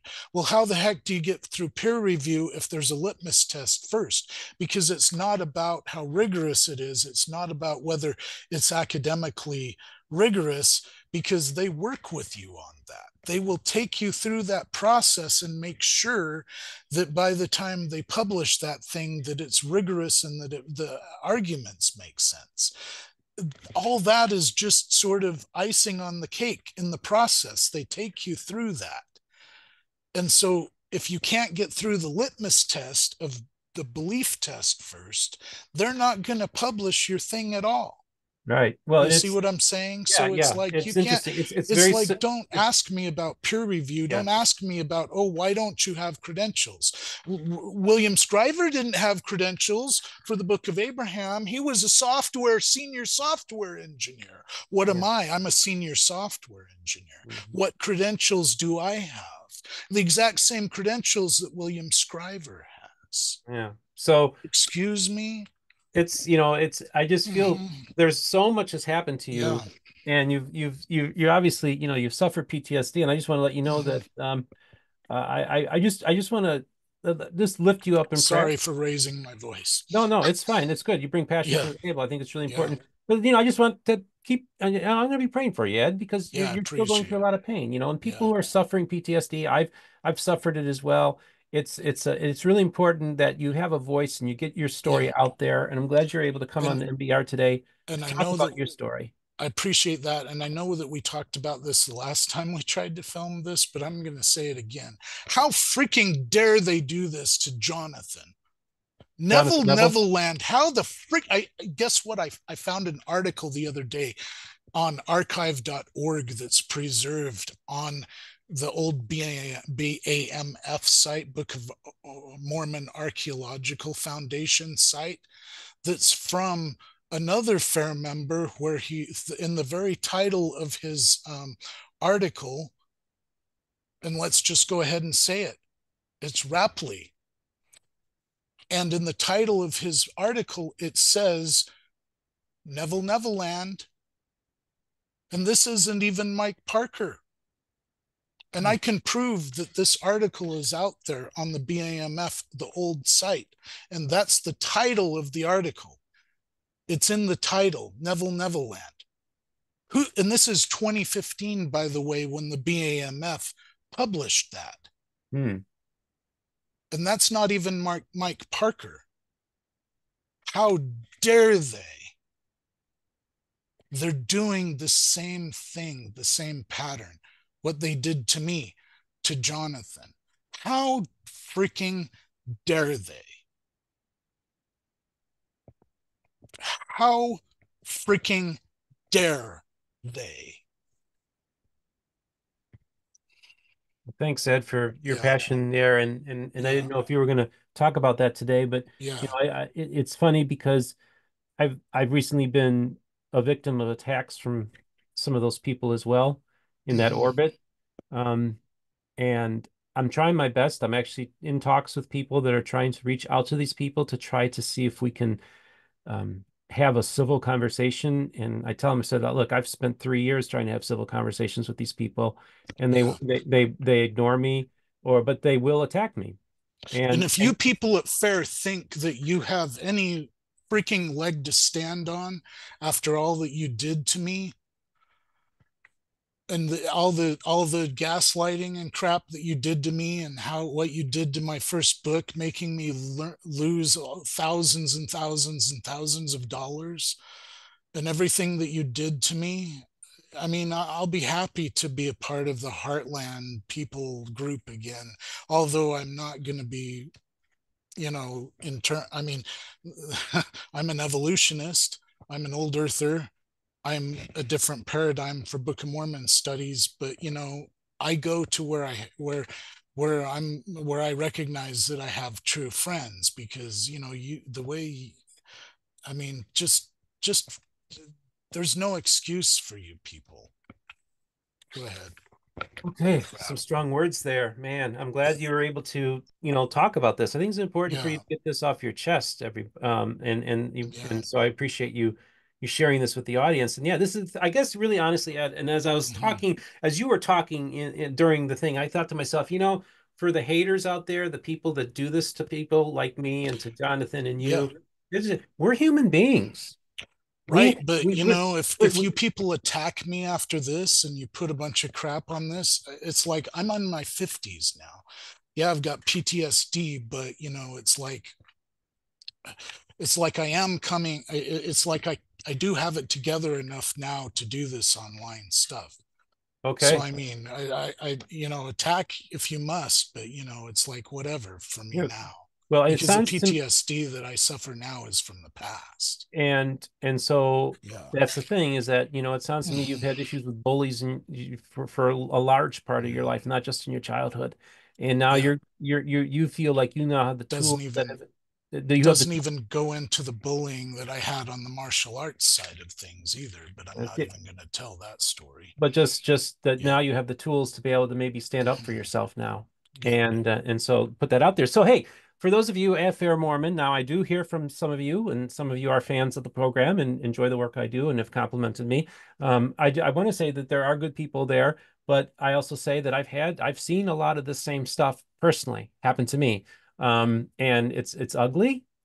I feel like it was the comments were made to me in a semi-private group that's exposed to thousands and thousands of young Mormon missionaries who are impressionable men, young men, that to have me um, uh, attacked the way that I was and called names that I was and I don't want to really get into too much detail because I'm really honestly making a good faith effort here to try to, because I do believe in second chances and forgiveness and reconciliation. That's what I'm all about. But at some point, I have to stand up for myself too, and so let that be the word there too. That if the time comes, there's a time for peacemaking, and that's what I always try to do in bridge building.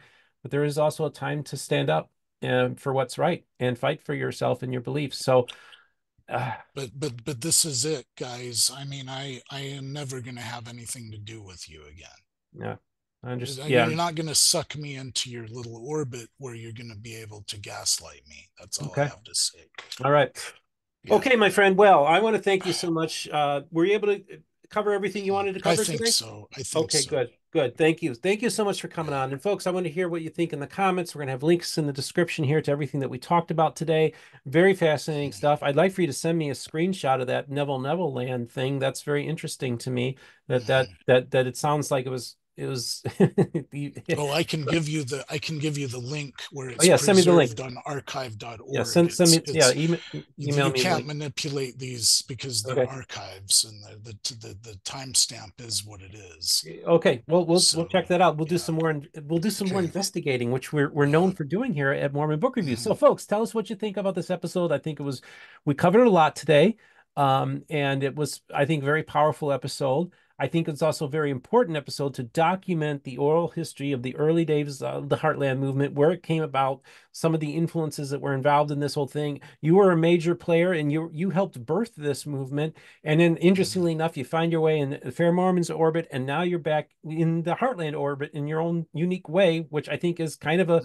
a story of redemption in many ways. Uh, it's all just me going, okay, who are Who actual who are the people humans? I can work with? Who are the people that I Yeah, who are are on this? people that are acting actual Just looking for. humans, you know? Okay, got it, got it. Well, folks, like I say Yeah. here at Mormon Book Reviews, we like to listen to everybody. We like to hear all the different positions that people take. And so just Mhm. remember, the most important thing is this: all the voices of the restoration will be heard here on Mormon Book Reviews.